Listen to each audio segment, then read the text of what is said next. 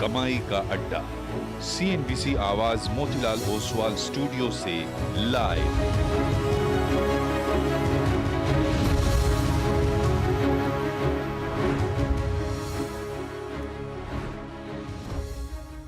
नमस्कार, CNBC आवाज Motilal Oswal studios में आप सभी का स्वागत है। आखिरी 1.5 घंटे का कारोबार और मार्केट आज सीमित दायरे में 24,900 के ऊपर स्टेडी है। निफ्टी बैंक 350 पॉइंट से ज्यादा उछल चुका है और मिड कैप्स में जोश कायम। क्या होगी आपकी रणनीति, इस पर करेंगे बातचीत, लेकिन पहले हेडलाइंस।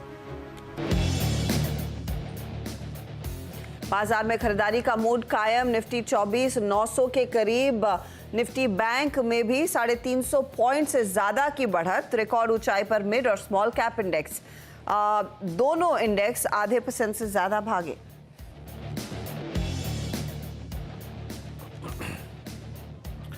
अच्छे नतीजों के बाद करीब 6% की तेजी के साथ वायदा बाजार का टॉप गिरने बना कोलगेट। पहली तिमाही में 33% बड़ा प्रॉफिट। मार्जिन्स में दिखी अच्छी ग्रोथ। वॉल्यूम्स ग्रोथ भी अनुमान से रही कहीं बेहतर।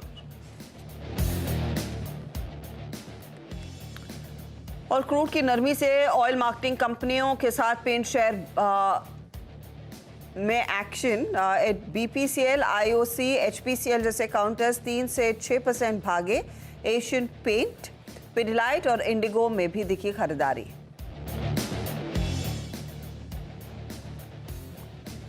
पहली तिमाही में अनुमान से कमजोर रहे एक्साइड के नतीजे। 16% बड़ा मुनाफा। मार्जिन्स में भी सुधार, लेकिन आंकड़े उम्मीद से कम। वहीं ग्रेनुअल्स के रिजल्ट्स बेहतर, डबल से ज्यादा बड़ा प्रॉफिट। मार्जिन्स में भी दिखा सुधार। और निफ्टी की 4 कंपनियां मारुति, M&M, कोल इंडिया और टाटा स्टील के कल आएंगे नतीजे। 35% बढ़ सकता है मारुति का मुनाफा। मार्जिन्स में सुधार की उम्मीद। साथ ही भेल और बैंक ऑफ बड़ौदा समेत वायदा की 6 कंपनियां पेश करेंगी अपने Q1 नतीजे।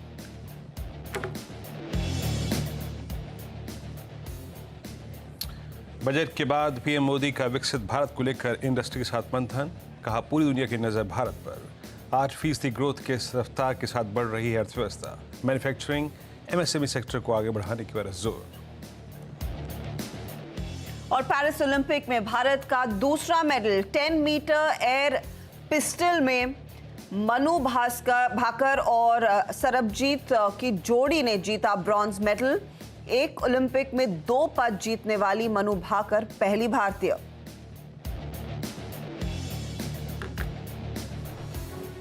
और एक बढ़िया फिर ट्यूसडे उभर कर आ रहा है, कंसिडरिंग वो 10 मीटर पिस्टल में मनु भाकर एक बार फिर छाई हुई हैं। वीरू, इनफैक्ट स्टूडियो में आने से पहले मैं वो फाइनल देख रही थी और बहुत ही रोमांचक मुकाबला चल रहा है सर्बिया और टर्की के बीच इस समय।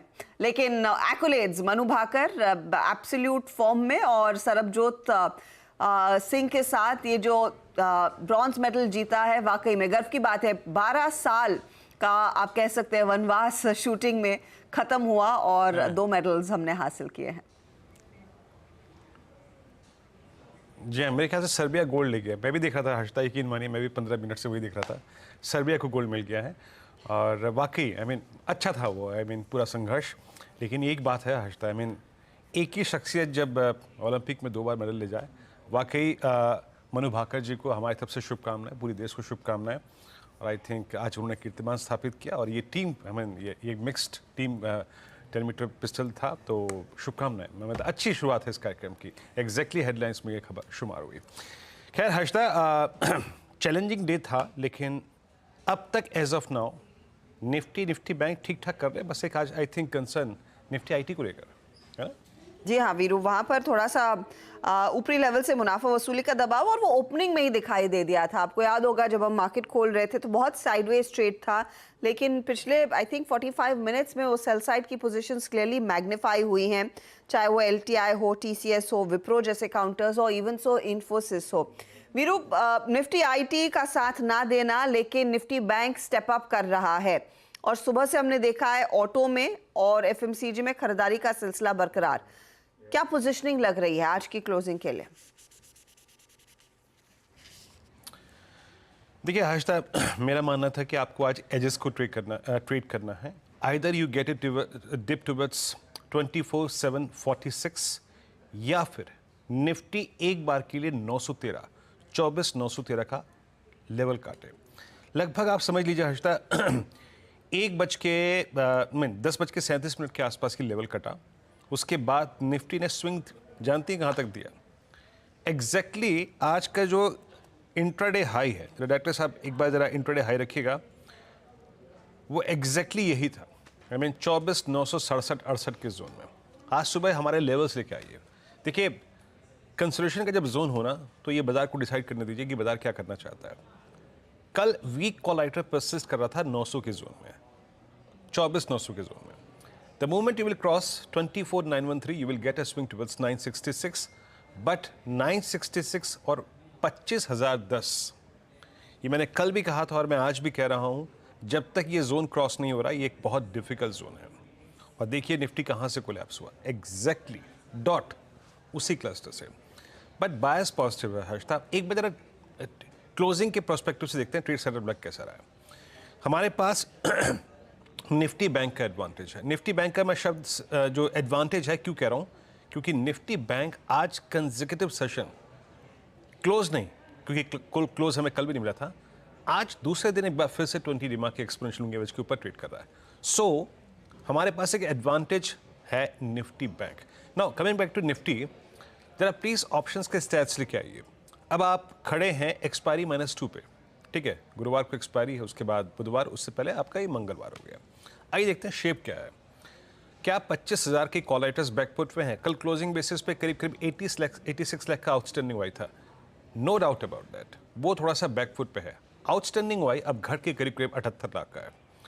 और एक चीज़ अच्छी और है हर्षदा कि अगर आप स्क्रीन पे कंपैरिजन करें versus put writers and call writers, put writers के पास कन्विक्शन ज़्यादा है 24,800 पे। Same is the case with 24,900, 25 lakh put यहाँ पे जाड़ी, आउटस्टैंडिंग वाई करीब 40 लाख।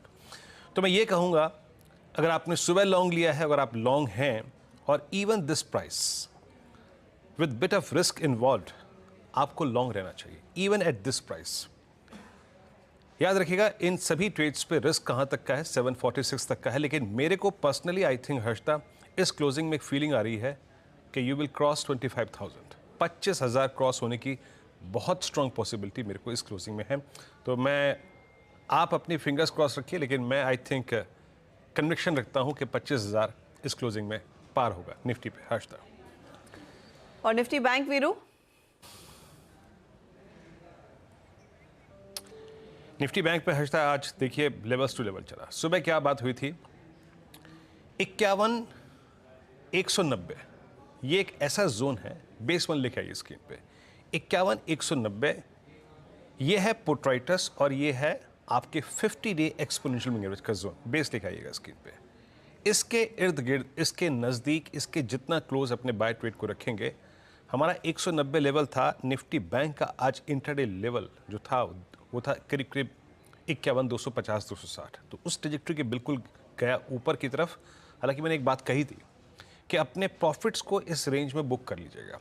कौन सा था वो रेंज? लेवल्स लेके आइएगा। रेजिस्टेंस 1 था करीब जो 51,660 और 51,790, 10-20 पर अब ये पार हो गया। अगर वो ट्रेड आपको मिल गया दैट्स गुड, अच्छी बात है, आपने प्रॉफिट बुक कर लिया। बट हर्षदा अगर ये 850 के ऊपर, 860 के ऊपर ऐसे ही टिका रहा तो ये भी पोटेंशियल रखता है 51,981 और 52,080 के जोन को छूने के लिए। तो बायस निफ्टी बैंक भी पॉजिटिव है, बट आज इंट्राडे ट्रेड से ज़्यादा ज़रूरी है हर्षदा कि हमें निफ्टी बैंक पे कम से कम 52,000 या फिर 51,900 या फिर 51,800 इवन एट दिस प्राइस एक क्लोज मिल जाए। उससे होगा क्या कि हमारा कल के लिए, परसों के लिए या फिर अगले कुछ सेशन के लिए सेटअप बढ़िया हो जाएगा। बट मेरी निगाहें हर्षदा आज रहेंगी निफ्टी पर इस वक्त से लेकर 3:30 तक। निफ्टी पर नजरें अब देखते हैं अब कितना और इंतजार करना पड़ता है वो 25,000 के लेवल का, लेकिन उम्मीद आज फिर से बन रही है। चलिए आपके लिए कुछ ट्रेंडिंग काउंटर स्क्रीन पर लेकर आते हैं जहां पर आज बड़ा एक्शन है और शायद जिनके बदौलत हम वो 25,000 का टीला भी पार करते दिखाई दे। आज ऑयल कंपनियों में जोश है, बीपीसीएल लीड कर रहा है उस मूव को करीब 4% ऊपर। एनटीपीसी पावर ग्रिड सुबह से ही तेजी में, और सुबह में ही टाटा मोटर्स आपके लिए स्पॉट किया था, अब भी 42 पॉइंट या फिर 42 रुपीस की बढ़त, 3.5% के गेन्स यहाँ पर। कोलगेट अच्छे नंबर्स पर तेजी में, नवीन फ्लोरिन ये दूसरा टारगेट आई थिंक हिट हो रहा है 3750, सेकंड टारगेट था if I remember correctly. HPBP वहां पर पहले भी हम मेंशन कर रहे थे। LTI, Mindtree, Grasim, Cipla, Eicher Motors ये कुछ स्टॉक्स है जहां पर एक बैकफुट पर ट्रेड है या फिर मुनाफा वसूली का दबाव आया है। IT काउंटर्स इस दोपहर हम देख रहे हैं थोड़ा सा कॉन्ट्रैक्ट करते हुए जरूर दिखाई दिए हैं। तो ये कुछ वीकर विकेट्स हैं। मिड कैप के स्टॉक्स में Exide, LIC housing, Torrent pharma, oracle financial services ये दूसरे ट्रेड्स जहां पर आज हमने देखा है कुछ सेल साइड की पोजीशंस बनी हैं। ऐसे में आपने क्या ट्रेड लेना है, किन स्टॉक्स पर फोकस करें, इस सब पर बातचीत होगी। मार्केट स्मिथ इंडिया के मयूरेश जोशी हमारे साथ एक फंडामेंटल पर्सपेक्टिव देने के लिए हैं। टेक्निकल कॉल्स के लिए प्रकाश काबा, मानस जायसवाल, रचना वैद, सोनी पटनायक, जतिन गेड़िया, श्रीकांत चौहान है। 220 पर कॉर्पोरेट स्कैन में सोना BLW के ग्रुप CFO और रोहित नंदा से बात करेंगे। 2:30 बजे फिर कल आने वाले नतीजों में ऑटो मेजर्स, M&M और मारुति पर आशीष को जोड़ेंगे। सुमित आपको बताएंगे कोल इंडिया, टाटा स्टील, भेल के नंबर्स क्या हो सकते हैं। 250 पर मार्केट एक्सपर्ट मेहरबून ईरानी हमारे साथ देने वाले हैं। डीलिंग रूम का जायजा भी लिया जाएगा। BTST, STBT क्लोजिंग की रणनीति और क्लोज की तरफ बढ़ेंगे। ओके, चलिए अब एक काम करते हैं। ये आपने हर्षता से पूरे कार्यक्रम का क्रम समझा। अब एक काम करते हैं, ट्रेड्स पिक करते हैं। पैनल आपकी स्क्रीन पे है, आइए एक एक करके ट्रेड पिक करते हैं। पैनल रखिएगा स्क्रीन पे। प्रकाश सर, गुड आफ्टरनून। आपका ट्रेड इस वक्त का? बिल्कुल, गुड आफ्टरनून टू यू। सबसे पहले हमारे शूटर्स को कांग्रेचुलेशन, उन्होंने खाता खोला, बहुत ही अच्छा लगता है। और भी एक देख रहे हो चांस कि नहीं देख तो रहे मिले हो? 2 मेडल, 25 मीटर मिलने की भी बहुत अच्छी संभावना है। क्योंकि मुझे अभी एक फोटोग्राफ आया है 1 मिनट 20 मिनट पहले, हाँ, वहां पर बहुत अच्छा ट्रेन कर रहे हैं। रौनक है ये और रौनक की वाइफ हीना है, वहां पर दोनों ही अच्छा ट्रेन कर रहे हैं। शायद इसमें भी मिलने की बहुत संभावना है। Let's hope we get it, all the best to them, fingers crossed. मैं गाबा जी यही आपसे पूछने वाली थी, आर यू वॉचिंग इट और नॉट? क्योंकि वो of course Manu Bhaker and hats off to her कि ये दूसरी पहली महिला हैं जो 2 ओलंपिक मेडल्स उसी ओलंपिक ईयर में जीत रही हैं। लेकिन आई एम श्योर आपने वो गोल्ड सिल्वर वाला गेम भी देखा होगा। मैं तो ऊपर बस ग्लूड थी, मुझे आकर नीरज ने कुर्सी हिलाकर बोला नीचे जाइए, शो का समय हो रहा है। हाँ, बस वही है कि शो का मार्केट देख, मैंने लाइव नहीं देखा, लेकिन लाइव हमारे फीड आ रही है, हमारी मैनेजिंग कमेटी के फीड्स आ रहे हैं, उसमें हमको लाइव फोटोग्राफ्स मिल रहे हैं, तो मैं वो देख रहा हूँ, तो उसमें फॉलो कर रहा हूँ। तो आप किसी भी इस एथलीट को जानते हैं जो पार्टिसिपेट कर रहे हैं पर्सनली? पर्सनली मैं रौनक को जानता हूँ, उसकी वाइफ को जानता हूँ, जो अभी फोटोग्राफ मैंने दिखाया है, ये महाराष्ट्र के। ओके, या एब्सोल्युटली, रौनक पंडित अशोक पंडित का बेटा है। Is a fantastic shooter, absolutely a fantastic shooter. चलिए, good wishes to them and let's hope कि 10 मीटर पिस्टल के बियॉन्ड भी हमारा दूसरे कंपटीशन में भी खाता खुले। और उनके ट्रेनर जसपाल को जानता हूँ अच्छी तरह, वो हमारे समय का शूटर है। हाँ, Jaspal, yes, Jaspal and his father Narayan Singh Rana. या जसपाल राणा के तो क्या कहने, he is really, his father also very good shooter. अच्छा, जो स्टॉक मुझे पसंद है इस वक्त वो है HDFC बैंक, ट्रेड कर रहा है 1629 पर। इसमें लगता है जो पैटर्न है उसके हिसाब से एक अपमूव मिलना चाहिए। स्टॉप होगा 1620 का, मतलब 9 रुपए का। कल तक शायद 1650 भी देखने को मिले, हो सकता है आज भी चला जाए, क्योंकि इसमें मोमेंटम है, एक बस तेजी है, जाना है ऊपर, बस उसकी बस बंदिश है और कुछ नहीं, जाना चाहिए HDFC बैंक। 1650 की तैयारी हो रही है तो कल तक आ जाएगा। आज के लिए भी एक बाय साइड का ट्रेड है। मानस, आफ्टरनून, आपका ट्रेड? गुड आफ्टरनून हर्षदा जी। तो देखिए, GNFC पे खरीदारी करने की राय रहेगी। यहाँ पर अगर आप देखेंगे तो अगर आप 60 मिनट चार्ट पे देखेंगे तो वहां पर आपको हाइट ऑफ शायर बॉटम क्लियरली दिखेंगे। 700 रुपए के आसपास एक रेजिस्टेंस था, GNFC ने उसको ब्रीच किया है, बेहतर वॉल्यूम देखने को मिल रहे हैं। तो करंट लेवल्स पे आप GNFC में खरीदारी कर सकते हैं। जो स्टॉप लॉसेस है वो 694 के रहेंगे और टारगेट रहेंगे 630 के, 730 के। 730 के टारगेट लगाइए, 694 का स्टॉप लॉस लगाइए। 710 का कॉल ऑप्शन जो 28-29 रुपए पे ट्रेड हो रहा है, वहां पर आप खरीदारी कर सकते हैं। उस ऑप्शन में आपको 23 रुपए के स्टॉप लॉस खरीदारी करनी है और 44 रुपीज के टारगेट आप इस ऑप्शन में भी सेट कर सकते हैं। ओके, GNFC पे बाय ट्रेड आपका। Soni ji, good afternoon. आपका ट्रेड मैम इस वक्त का? एवरीवन। और देखिए मेरा भी यहाँ पे जीएनएफसी था, बट ऑलरेडी अभी मानस जी ने इसको रेकमेंड किया है, तो यहाँ पे अभी मैं फ्रेश रिकमेंडेशन आईजीएल पे देना चाहूंगी। करंट लेवल पे बाय कर सकते हैं यहाँ पे। काफी स्ट्रॉन्ग अच्छा ब्रेकआउट आया है, बहुत स्ट्रॉन्ग शॉर्ट कवरिंग है। कॉल में अगर हम देखेंगे तो ओपन इंटरेस्ट बहुत एग्रेसिवली अनवाइंड हो रही है। सो करंट प्राइस पे फ्यूचर्स पे बाय कर सकते हैं 557 पे। स्टॉप लॉस यहाँ पे रहेगा 545। पहला टारगेट रहेगा 570, उसके ऊपर अगर सस्टेन करता है तो 585 का दूसरा टारगेट है। ओके, कोई बात नहीं मैम, आपने दूसरा ट्रेड निकाला अच्छा, और ये भी निकल जाएगा। अब क्या करें, आदमी इतने सारे हैं, कोई ना कोई पहले या कोई ना कोई तो बाद में आएगा। सिक्का भी तो नहीं उछाल सकते क्योंकि 4-5 लोग हैं, तो ये चीज़ तो रहेगी, है ना। But Rachna ji, good afternoon. आपका ट्रेड मैम? जी गुड आफ्टरनून। और मेरी तरफ से जो ट्रेड रहेगा इस वक्त वो चंबल फर्टिलाइजर्स रहेगा।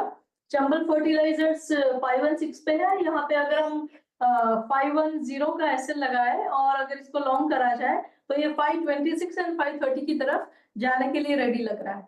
तो चंबल फर्टिलाइजर पर एक बाई साइड का ट्रेड इस समय आता हुआ। जाते हैं आफ्टरनून, आपका trade?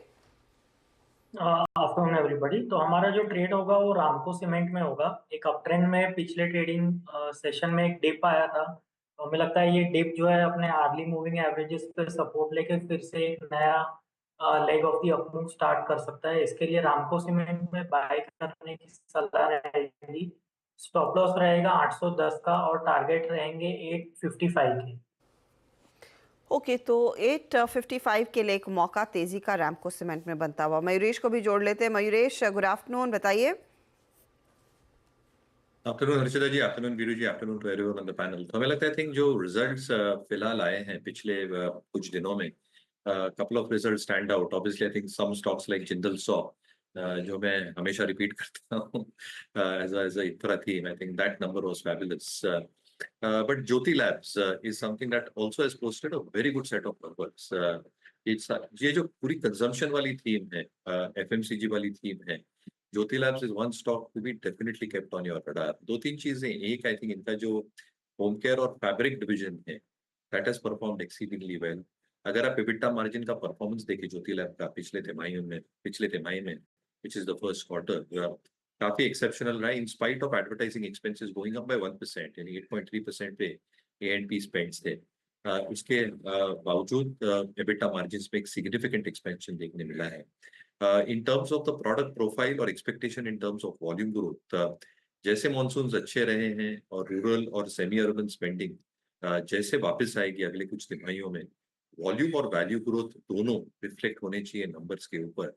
And because they possess a very very strong balance sheet और एक डायनामिक जो मार्जिन्स में बिल्टअप होके आ जाएंगे, मुझे लगता है एक बहुत स्ट्रॉन्ग अर्निंग्स ग्रोथ ये स्टॉक कंसिस्टेंटली प्रोड्यूस करते रहेंगे in the next few quarters. तो ये स्टॉक को जरूर आपके वॉचेस। ओके, तो ये फिलहाल ज्योति लैब्स, और इनफैक्ट मयूरेश ने हाल ही में एक डिटेल रिपोर्ट एफएमसीजी सेक्टर पर निकाली, उसी में से एक जेम आपके साथ शेयर किया जा रहा है। ज्योति लैब्स के नंबर्स काफ़ी अच्छे थे वाकई में, 0.5% ऊपर ये काउंट है। ये ट्रेड्स आ गए हैं, लेकिन इस बीच आपको स्क्रीन पर दिख रही है एक ब्रेकिंग न्यूज़। 6,000 करोड़ के QIP की तैयारी यहाँ पर हो रही है अदानी एनर्जी सॉल्यूशंस की ओर से। तो स्टॉक आपके सामने 51 रुपए की बढ़त दिखाता हुआ, लगभग 5% के गेंस। एक्सक्लूसिव है, सूत्रों के हवाले से है, और ये ब्रेकिंग के लिए हमारे साथ यतिन भी जुड़ गए हैं जो और डिटेल्स देंगे। यतिन, 6,000 करोड़ से एक बड़ा QIP की तैयारी यहाँ पर। बिल्कुल, बहुत ज़बरदस्त यहाँ आपको QIP की लॉन्च होती हुई दिखाई देगी। अदानी एनर्जी सॉल्यूशंस, यानी कि इसका जो पहला नाम था वो था अदानी ट्रांसमिशन। यहाँ आपको एक बड़ा QIP लॉन्च आज शाम को होता हुआ दिखाई पड़ सकता है। कुल मिला के 5 से 6,000 करोड़ रुपए तक कंपनी कोशिश कर रही है कि QIP के जरिए जुटाया जाए। जो अभी तक रोड शो हुए हैं और जो आज के दिन इन्वेस्टर्स का फीडबैक मिला है इन्वेस्टमेंट बैंकर्स को, सूत्र जानकारी दे रहे हैं कि इस 6,000 करोड़ के QIP के लिए ऑलरेडी एक ज़बरदस्त 20 से 25,000 करोड़ रुपए तक की डिमांड ऑलरेडी आ गई है। यानी ऑलरेडी 3 से 4 गुना डिमांड जो है इशू साइज़ के मुकाबले यहाँ अदानी एनर्जी सॉल्यूशंस को मिलती हुई नज़र पड़ रही है। ऑब्वियसली अगर हम सेबी फॉर्मूला की बात करें तो जो फ्लोर प्राइस आ रहा है डील का वो आ रहा है 1,025, जिसके ऊपर कंपनी 5% इन्वेस्टर्स को डिस्काउंट ऑफर कर सकता है। और क्योंकि इन्वेस्टर्स की बात हम कर रहे हैं तो FII इन्वेस्टर्स में GQG, RDI यानी अबू धाबी इन्वेस्टमेंट अथॉरिटी, कतार के सॉवरेन फंड्स और US बेस्ड फंड्स पैसा लगाएंगे। ऐसा सूत्र हमको जानकारी दे रहे हैं। डोमेस्टिक साइड पे व्हाइट ओक, नोमुरा, बंधन mutual fund, axis mutual fund और IIFL जैसे फंड्स यहाँ पार्टिसिपेट कर सकते हैं, ऐसा सूत्र हमको जानकारी दे रहे हैं। जहाँ तक कि बैंकर्स का सवाल है इस पूरे QIP के, तो नोमुरा, ICICI सिक्योरिटीज़ और SBI कैप हमारी जानकारी के हिसाब से बैंकर्स यहाँ बनते हुए दिखाई पड़ रहे हैं। ऑब्वियसली हमने अदानी ग्रुप को ईमेल लिखा था इस पर्टिकुलर स्टोरी पे, किसी भी प्रकार की टिप्पणी हमको नहीं आई है उनकी तरफ से।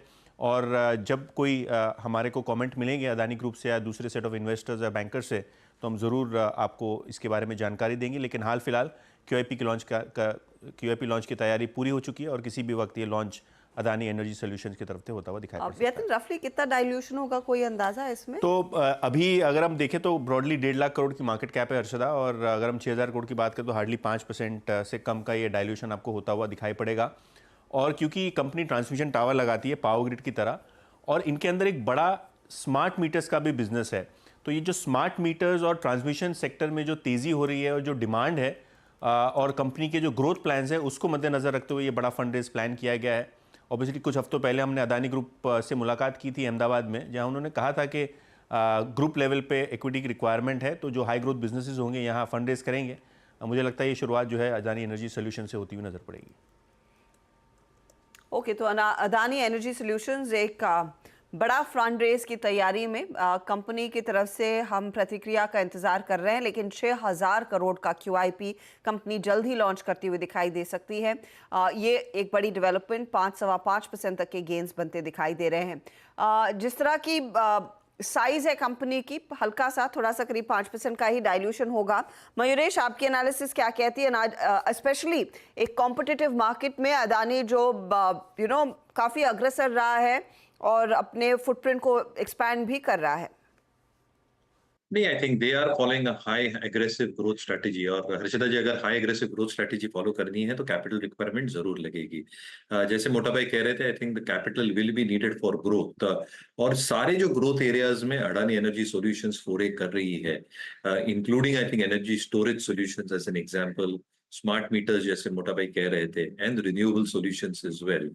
ये तीनों चीजें I think is something that India का जो केपेक्स स्पेंड है एक एक्सेलरेटेड वे में रहने वाला है अगले कुछ तिमाही और वर्षों के लिए।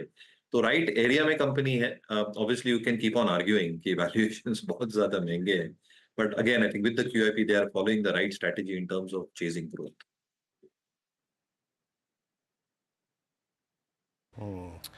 अभी इस बीच मतलब हम महसूस कर सकते हैं कि अभी अभी मनु भाकर को जो है पुरस्कृत किया गया है, जो कांस्य पदक उनको मिला है, पूरी टीम को, मनु भाकर को अभी अभी बस वो मेडल पहन के आई थिंक फोटो सेशन चलता हुआ बहुत प्रसन्न कर देने वाला अगर आप देखें ये माहौल है। हालांकि आप ये कुछ देर में स्टिल्स आ जाएंगे उसको दिख पाएंगे, बट एक काम करते हैं, एक जरा अदानी एनर्जी सॉल्यूशंस पे टेक चेक लेते हैं।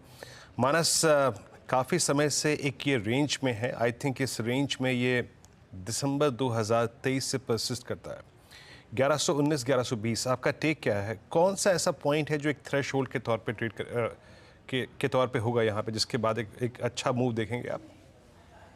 देखिए, एक बहुत बड़ा रेजिस्टेंस है 1250 से लेकर 1260-65 की रेंज में। जब तक वो लेवल ब्रीच ना हो तब तक एग्रेसिव होके लॉन्ग टर्म या मीडियम टर्म के लिए खरीदारी करना मुश्किल है।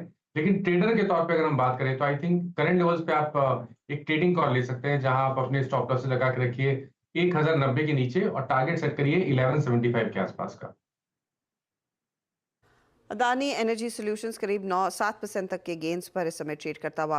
कुछ और ट्रेड्स आपके लिए स्क्रीन पर लेकर आते हैं जहां पर एक बहुत तगड़ा मोमेंटम इनफैक्ट देखने को मिला है। एक स्टॉक जो हमने राइड किया और इनफैक्ट वीरू सही होगा ये कहना हमें ओन करना चाहिए, वो है नवीन फ्लोरिन। 3720 पहला टारगेट अचीव हुआ जो राजेश सातपुते का था और 3750 भी हासिल हुआ। अब उसके बियॉन्ड 3766 के लेवल्स पर ट्रेड होता हुआ दिखाई दे रहा है। रचना जी, इस पर एक बार नए सिरे से व्यू दीजिए। परफॉर्मर है, दिन भर चला है, अब अगला पड़ाव क्या रहेगा, या फिर समय आ रहा है प्रॉफिट बुक करने का नवीन फ्लोरिन में? जी, नवीन फ्लोरिन की जहां तक बात है, ये बुक कर सकते हैं इसका प्रॉफिट एट अराउंड 3820। तो अभी यहाँ से करीब करीब 40-50 रुपीज का और मूव पॉसिबल है, तो एसएल को ट्रेल करके इसमें बने रहना चाहिए। एंड 38.25 के आसपास जब पहुंचे तब बुक आउट करना चाहिए, नॉट बिफोर दैट। और एसएल को अगर आप ट्रेल करते हैं तो 37.20 के करीब एसएल को ले लेना चाहिए, और जब तक ये लेवल होल्ड करता है तो 38.25 का नंबर टारगेट बनाना चाहिए। ओके अच्छा, मीनवाइल अब एक काम करते हैं, कुछ ट्रेड्स को स्पॉट कर लेते हैं यहाँ पे जो अच्छा कर रहे हैं। एक बार लेके आइए आप state Bank of India. Naveen fluorine की बात हो गई 5% ऊपर। और देखिए अभी हमने अदानी ग्रीन सॉल्यूशंस के बारे में बात की थी। अदानी ग्रुप के स्टॉक्स में एक मूव आ रहा है, लेकिन उससे पहले मैं जरा एसबीआई को यहाँ पर मार्क करना चाहूँगा। क्यों? क्योंकि एक कॉलम में एसबीआई रखिए, एक कॉलम में निफ्टी बैंक रखिए। अब जो निफ्टी बैंक करने जा रहा है ना, I mean thanks to HDFC bank, और ये 51,900 की ट्रैजेक्टरी को स्ट्राइक करता हो, बट एक कलेक्टिव एफर्ट अगर रहे तो शायद ये 52,000 की ट्रैजेक्टरी पार हो जाए। जो दूसरा काउंटर पार्टिसिपेट कर रहा है that's State Bank of India. Soni ji SBI को रीड कीजिएगा मैम प्लीज़। कल की हायर शेडो में ट्रेड करता हुआ ओआई एडिशंस रखिए प्लीज स्क्रीन के नीचे। कैसे अप्रोच करेंगे मैम इस ट्रेड को आप? वीरेंद्र जी, यहाँ पे एसबीआई में मैं नोटिस कर रही हूँ कि लास्ट 3 डेज से 880, 890 और 900 कॉल और पुट दोनों में बहुत अग्रेसिव ओपन इंटरेस्ट एडिशंस हो रही है, और स्टॉक का प्राइस भी इसी रेंज में ही अटका हुआ है। सो यहाँ पे मुझे लगता है कि एक बेस फॉर्म कर रहा है, काफी अच्छे सपोर्ट को होल्ड करते हुए बेस फॉर्म कर रहा है। 870, 865 का एक अच्छा सपोर्ट है, थोड़ा सा रेजिस्टेंस है टुवर्ड्स 900, बट अगर क्रॉस करेगा तो वहां पे जो एक शॉर्ट कवरिंग नजर आएगी वो टुवर्ड्स 940, 960 लेवल्स पे नजर आएगी। सो काफी अच्छा है इसी लेवल पे अक्यूमुलेट करके रखने के लिए। 865 स्टॉप लॉस के साथ यहाँ पे होल्ड करना चाहिए, और एक एक्सटेंडेड लंबा टारगेट 940, 960 के लिए यहाँ पे पोजिशनल प्ले के लिए डेफिनेटली लेना चाहिए। ओके तो एसबीआई में एक अपॉर्चुनिटी क्लियरली तेजी की बन रही है। चलिए लेकर आते हैं आप कंस्ट्रिंग सुबह से ही ये ऑटो एंसिलरी काउंटर्स में अच्छा खासा इंटरेस्ट बना हुआ है। स्क्रीन पर लेकर आएंगे सोना BLW या फिर सोना कॉमस्टार। और हमने इनफैक्ट पिछले हफ्ते नतीजे देख लिए थे। रेवेन्यू में करीब 22% तक की ग्रोथ दर्ज हुई है। पैट 142 करोड़, मार्जिन्स 16% पर 27% के आसपास आते हुए नेट प्रॉफिट मार्जिन। साथ ही कंपनी को 2 प्रोडक्ट्स के लिए और PLI की अप्रूवल मिल चुकी है। तो इस सब के मायने क्या है, किस तरह का बिजनेस ग्रो हो रहा है, सब पर बातचीत करने के लिए कंपनी के chief financial officer Rohit Nanda हमारे साथ है। रोहित जी स्वागत है आपका CNBC आवाज़ पर। ये जो 2 और प्रोडक्ट्स के लिए आप लोगों को PLI की सर्टिफिकेट मिली है, उसके डिटेल दे पाएंगे? कितना बड़ा मार्केट है रफली, कब से कितनी कैपेसिटी पर आप लोग काम करेंगे उन प्रोडक्ट्स पे? नमस्कार हर्षदा जी। अभी हमको टोटल 6 प्रोडक्ट्स के ऊपर PLI का अप्रूवल मिल गया है। 4 प्रोडक्ट्स पहले से अप्रूव थे, 2 प्रोडक्ट्स का नया अप्रूवल मिला है। तो ये हमारा जो EV मोटर्स हम इंडिया में सप्लाई करते हैं 2 व्हीलर्स 3 व्हीलर्स के लिए और लाइट कमर्शियल व्हीकल्स के लिए, उन प्रोडक्ट्स के लिए है और उसके अलग अलग मॉडल्स के लिए है। इसका अभी इस साल में जो अनुमान है वो ये वाला बिजनेस लगभग जो है 200 से 300 करोड़ के बीच में बिजनेस इस साल में होना चाहिए, जिसके ऊपर की PLI हमको मिलेगा अगले साल में। ओके तो रफली कंस्ट्रिंग आप ये कैपेसिटीज लगा रहे हैं और आपको बिजनेस 200 से 300 करोड़ का दिख रहा है, क्या आप मुझे अंदाज़ा दे पाएंगे किस तरह के ऑर्डर्स आपके हाथ लग रहे हैं? और आई डोंट नो अगर आपकी क्लाइंट्स शेयर कर पाएंगे या नहीं, लेकिन रफली ऑर्डर बुक की क्या साइज है और कितनी विजिबिलिटी है FY25 में इसके और बढ़ने की? तो हमारा जो टोटल ऑर्डर बुक है हर्षदा जी 23,300 करोड़ का है। इसमें से लगभग 79% ऑर्डर बुक जो है वो EV को एड्रेस करने के लिए है।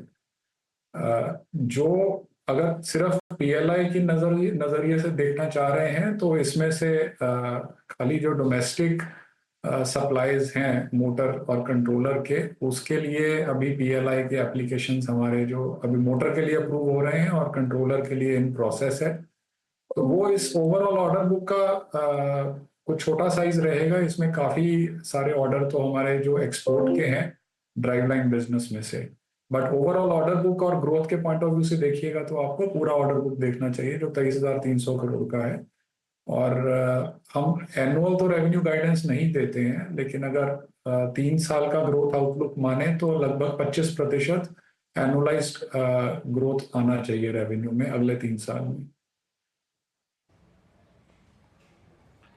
Okay, that's good. 25% की एनुअलाइज ग्रोथ। रोहित जी नमस्कार, वीरेंद्र बोल रहा हूँ डेली स्टूडियो से।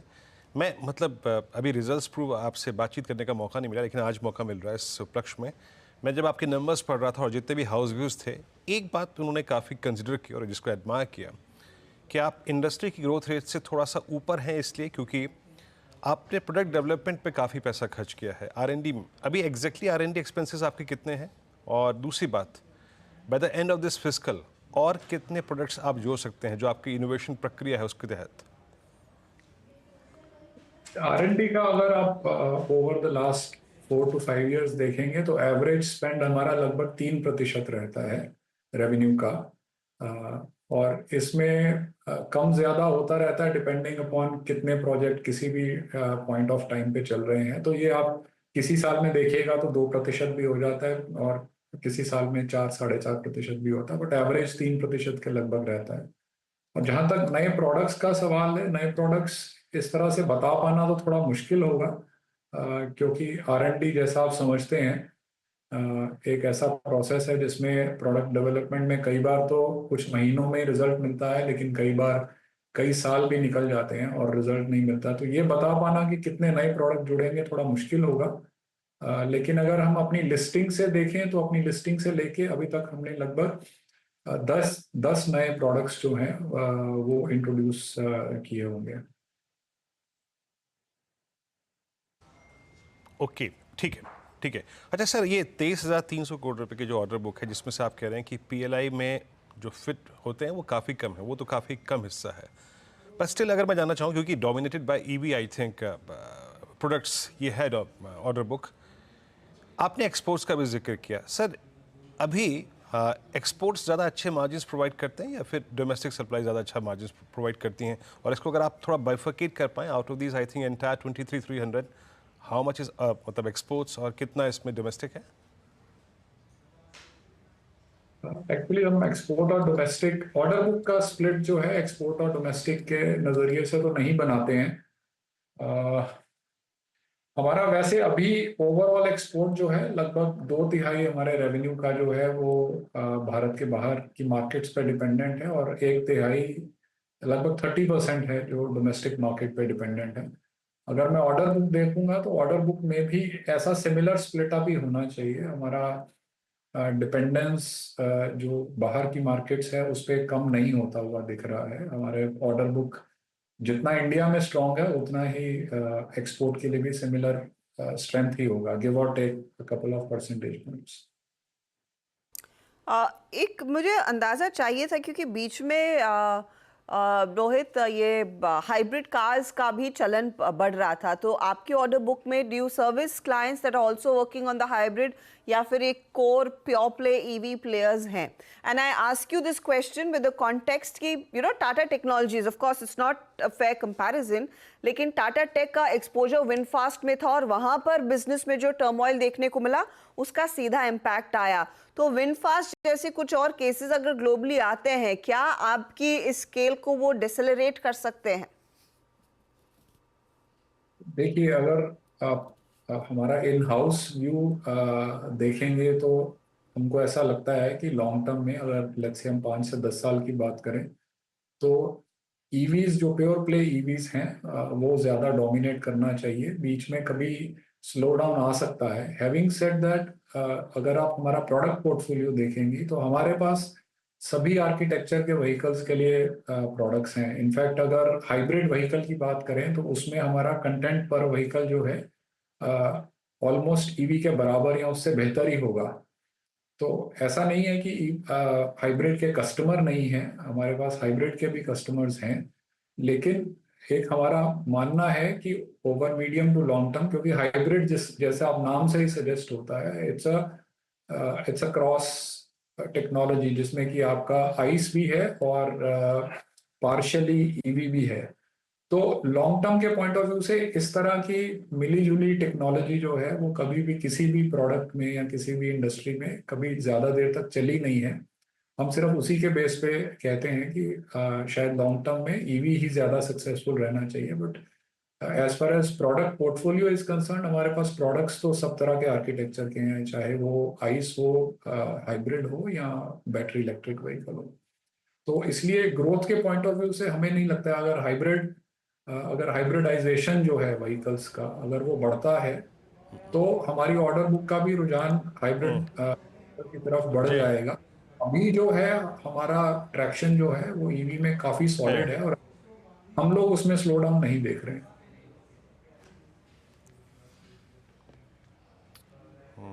असल में रोहित जी, ये चर्चा का विषय पिछले कुछ समय से बना है बात करने के लिए। आई थिंक हर्षदा और मैं खुद ही इस पॉइंट पे काफ़ी बार बात करते हैं, टेस्ला के थोड़े कमज़ोर नंबर्स प्लस स्टेट गवर्नमेंट्स का हाइब्रिड पर झुकाव, ये इसीलिए चर्चा बढ़ी। और मेरे ख्याल से हर्षदा ने मेरे ख्याल से ये प्रश्न भी इसलिए पूछा, लेकिन आपने जैसा कि कहा कि कंटेंट हाइब्रिड में भी आपका उतना ही है, तो उस पर शायद कोई दिक्कत की बात नहीं है।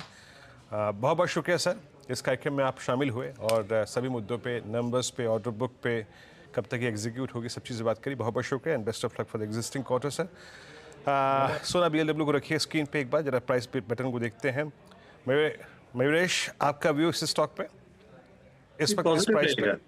पॉजिटिव रहेगा एंड ऑप्टिमिस्टिक जो व्यूज है मैनेजमेंट के, आई थिंक ये काफी सराहनीय है।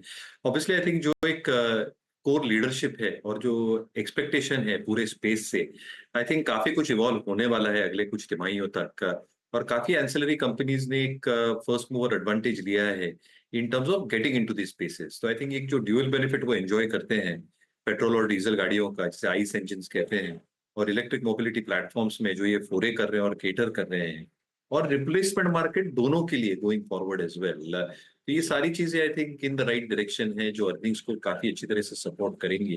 तो मुझे लगता है auto ancillaries as a space काफी इंटरेस्टिंगली प्लेस्ड है। हम पॉजिटिव रहेंगे सोना पे। We are very very positive even on a company called as Varroc Industries, जहाँ पे ईवी का portfolio like Sona is increasing at a good pace and they also carry a very healthy balance sheet.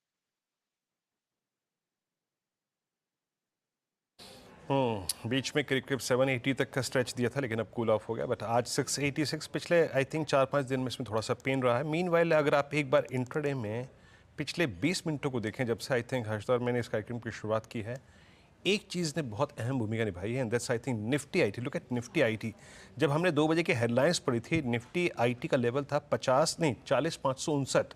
Now it's 4780। That means अगर आप देखें तो lower level से करीब 200-250 point की रिकवरी आ गई है।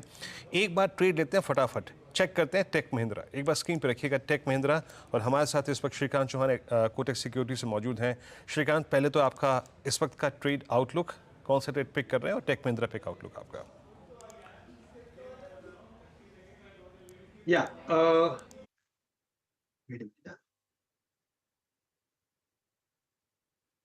Good afternoon Virendra, good afternoon everyone. तो देखिए, मुझे लगता है कि नो डाउट की टेक्नोलॉजी में अच्छी रिकवरी बनी है, वहां पे भी कुछ पिक्स निकल के आते हैं, लेकिन मुझे लगता है कि फर्टिलाइजर स्टॉक्स में भी काफी अच्छा मोमेंटम बना हुआ है और कई सारे स्टॉक्स अपने इंपॉर्टेंट सपोर्ट्स को रीच करने के बाद अब वहां पे रिवर्सल पैटर्न बन रहा है। तो करंट लेवल से मैं कहूंगा मुझे गुजरात स्टेट फर्टिलाइजर GSFC, यहाँ पे लगता है कि लॉन्ग की पोजीशंस बनानी चाहिए। ये स्टॉक 243-244 के करीब है। मोमेंटम बनेगा तो स्टॉक वापस से एक बार 260 से लेकर 265 के लेवल्स दिखा सकता है, और करंट लेवल से अगर मुझे लॉन्ग करना है तो मैं स्टॉप लॉस रखूंगा एट 237। तो GSFC मुझे लगता है इस करंट लेवल पे लॉन्ग किया जा सकता है।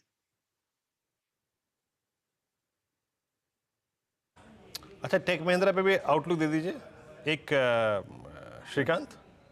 इंट्राडे में रिकवरी है 1536, अर्निंग्स भी इस बार की अच्छी थी। करेक्ट। तो देखिए, टेक महिंद्रा में भी मुझे यही लग रहा है कि इसमें काफी अच्छा कंसोलिडेशन हुआ है फॉर लास्ट एटलीस्ट 6-7 डेज, और बिकॉज कि ये स्टॉक रिलेटिवली अंडर परफॉर्मिंग है as compare to other stocks, मुझे लगता है थोड़ा समय ले सकता है, लेकिन इवेंचुअली मुझे लगता है कि ये स्टॉक जा रहा है टुवर्ड्स 1650 या 1660 के लिए। तो यहाँ से कम 5 से 7% की तेजी बिल्कुल आने वाले कुछ दिनों में दिखाई देगी। थोड़ा पोजिशनल व्यू रखे, स्टॉप लॉस काफी नियर बाय का है। मुझे लगता है कि स्टॉक वापस से एक बार 1480 के नीचे जाना बहुत ही मुश्किल है, तो करंट लेवल से लॉन्ग करें, 1660 का टारगेट रखें। ओके, तो टेक महिंद्रा पर ये व्यू आता हुआ। अच्छा, इस बीच हम पहले जीएनएफसी, चंबल सबकी बात कर रहे थे। दीपक नाइट्राइट पर एक कॉल फटाफट से ले लेते हैं, फिर आगे बढ़ेंगे, कुछ और स्टॉक्स की बात करेंगे। दीपक, नाइट्राइट करीब 4% ऊपर और ये 2-3 दिन पहले मेंशन भी हुआ था। जतिन, आपके रेडार पर आया है क्या 3116 के लेवल्स पर 3.5% के गेन्स, एक सडन स्पाइक स्टॉक में इस समय साफ बनता दिखाई दे रहा है?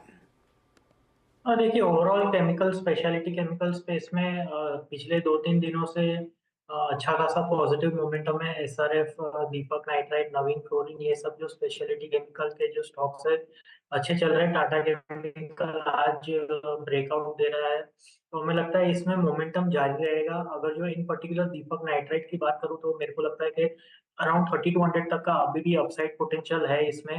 फ्रेश लॉन्ग्स अगर जो कोई लेता है तो 3040 का स्टॉप लॉस लगा के लॉन्ग साइड की तरफ ट्रेड लिया जा सकता है। तरफ ये ट्रेड लिया जा सकता है। एक बहुत तगड़ा मोमेंटम स्टॉक में अचानक बनता दिखाई दे। आज या कल इसके नंबर्स आने वाले हैं, इफ आई रिमेंबर करेक्टली, और वो स्टॉक क्लियरली मोमेंटम दिखा रहा है। एक महीने में लगभग 24% तक के गेंस इधर बनते दिखाई दिए हैं। एक और काउंटर जिसके नतीजे पहले आ चुके हैं आज दोपहर में, ग्रैन्यूल्स इंडिया। मयूरेश, इस पर आपकी नज़र गई हो तो बताइए, क्योंकि ये पूरा डिफेंसिव पैक स्पेशली फार्मा कंपनियों में हमने देखा है। फिर इंटरेस्ट, फिर खरीदारी आज एटलीस्ट सुबह में काफ़ी स्ट्रॉन्ग थी और ये स्टॉक भी डेलो से बहुत तगड़ी रिकवरी दिखा चुका है।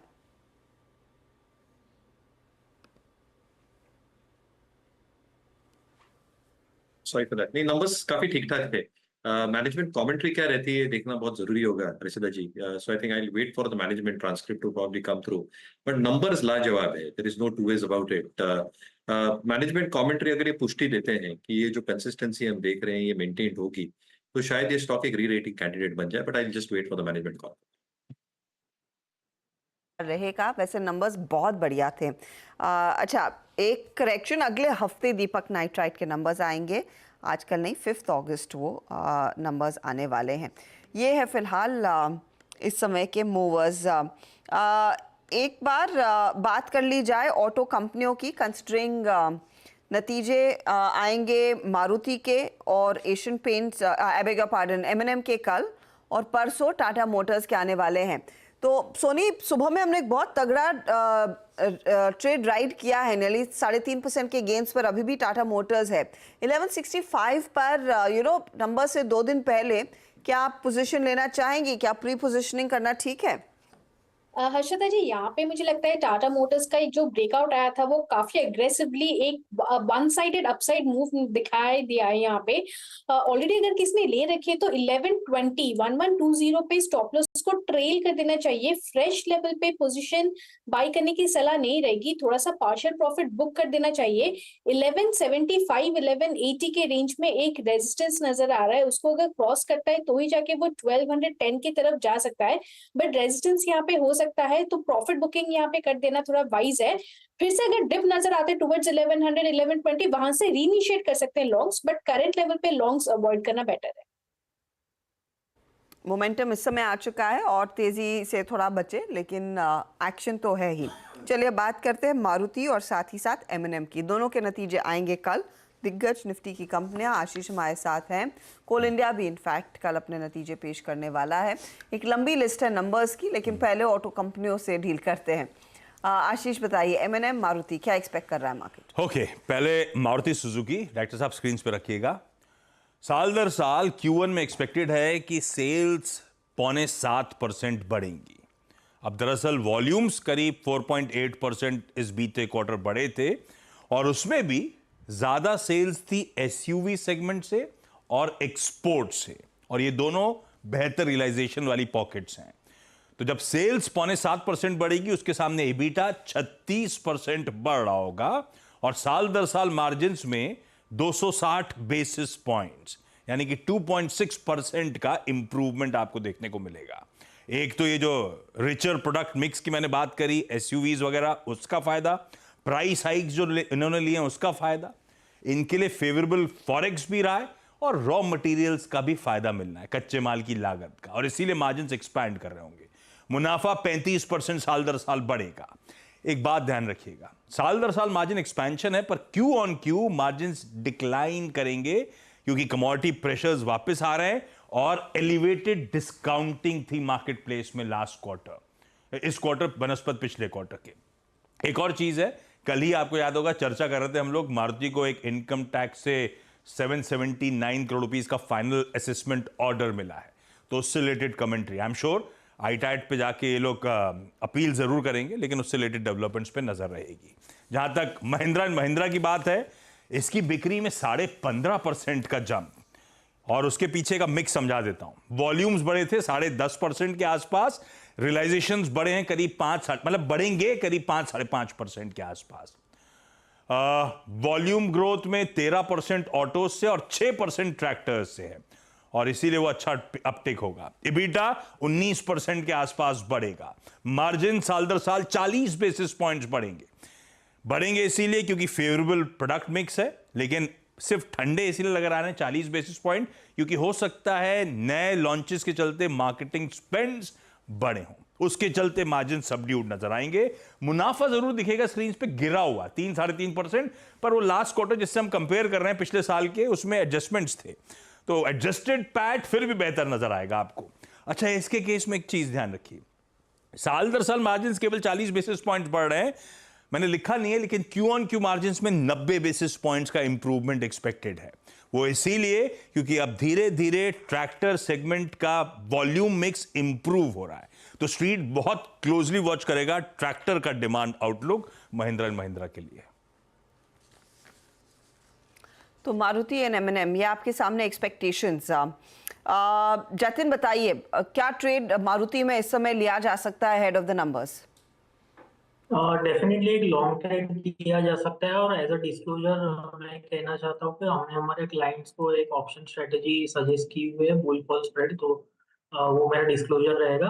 M&M में हमें लगता है कि एक ब्रेकआउट पॉसिबल है, डेफिनेटली 13,000 का लेवल जो है वो एक डिसाइसिव मेक और ब्रेक जोन है। हमें लगता है कि 13,000 जैसे ही क्रॉस होता है 13,200-300 तक के लेवल्स आ सकते हैं। रिसेंटली एक स्टॉक कंसोलिडेशन में से ब्रेकआउट दिया है, तो हमें लगता है कि अच्छा खासा बेस बनाया है, और next leg of the up move एकदम शार्प अपमूव देखने मिल सकता है। ओके, मारुति 12,896, ये बात तो तय है।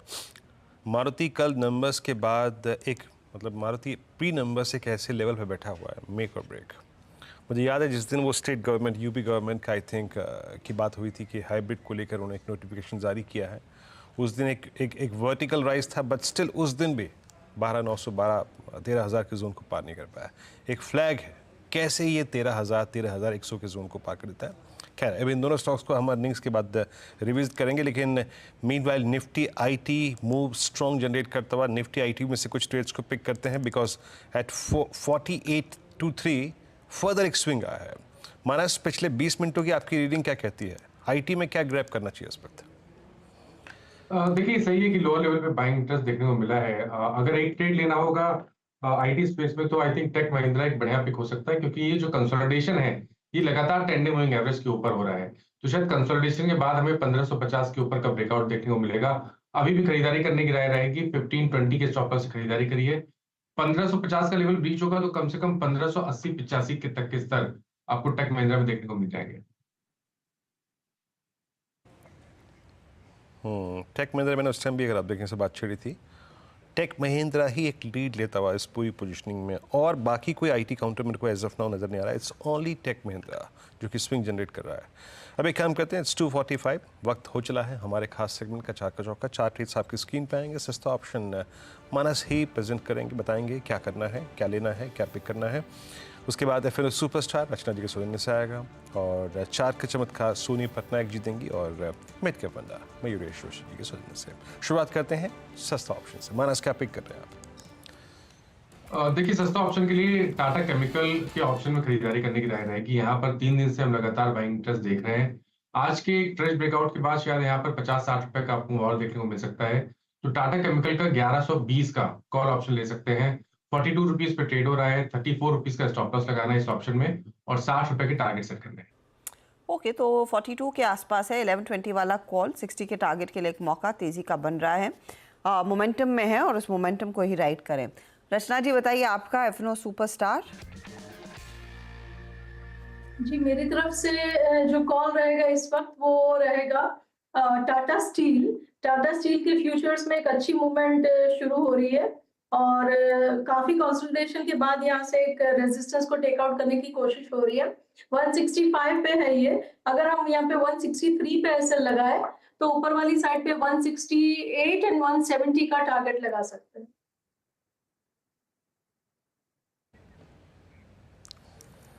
ओके, टाटा स्टील फ्यूचर्स आपको बाय करना है। स्ट्रॉन्ग मोमेंटम जनरेट कर रहा है टाटा स्टील, डे हाई की ट्रैजेक्टरी मार्केट ट्रेड करता हुआ।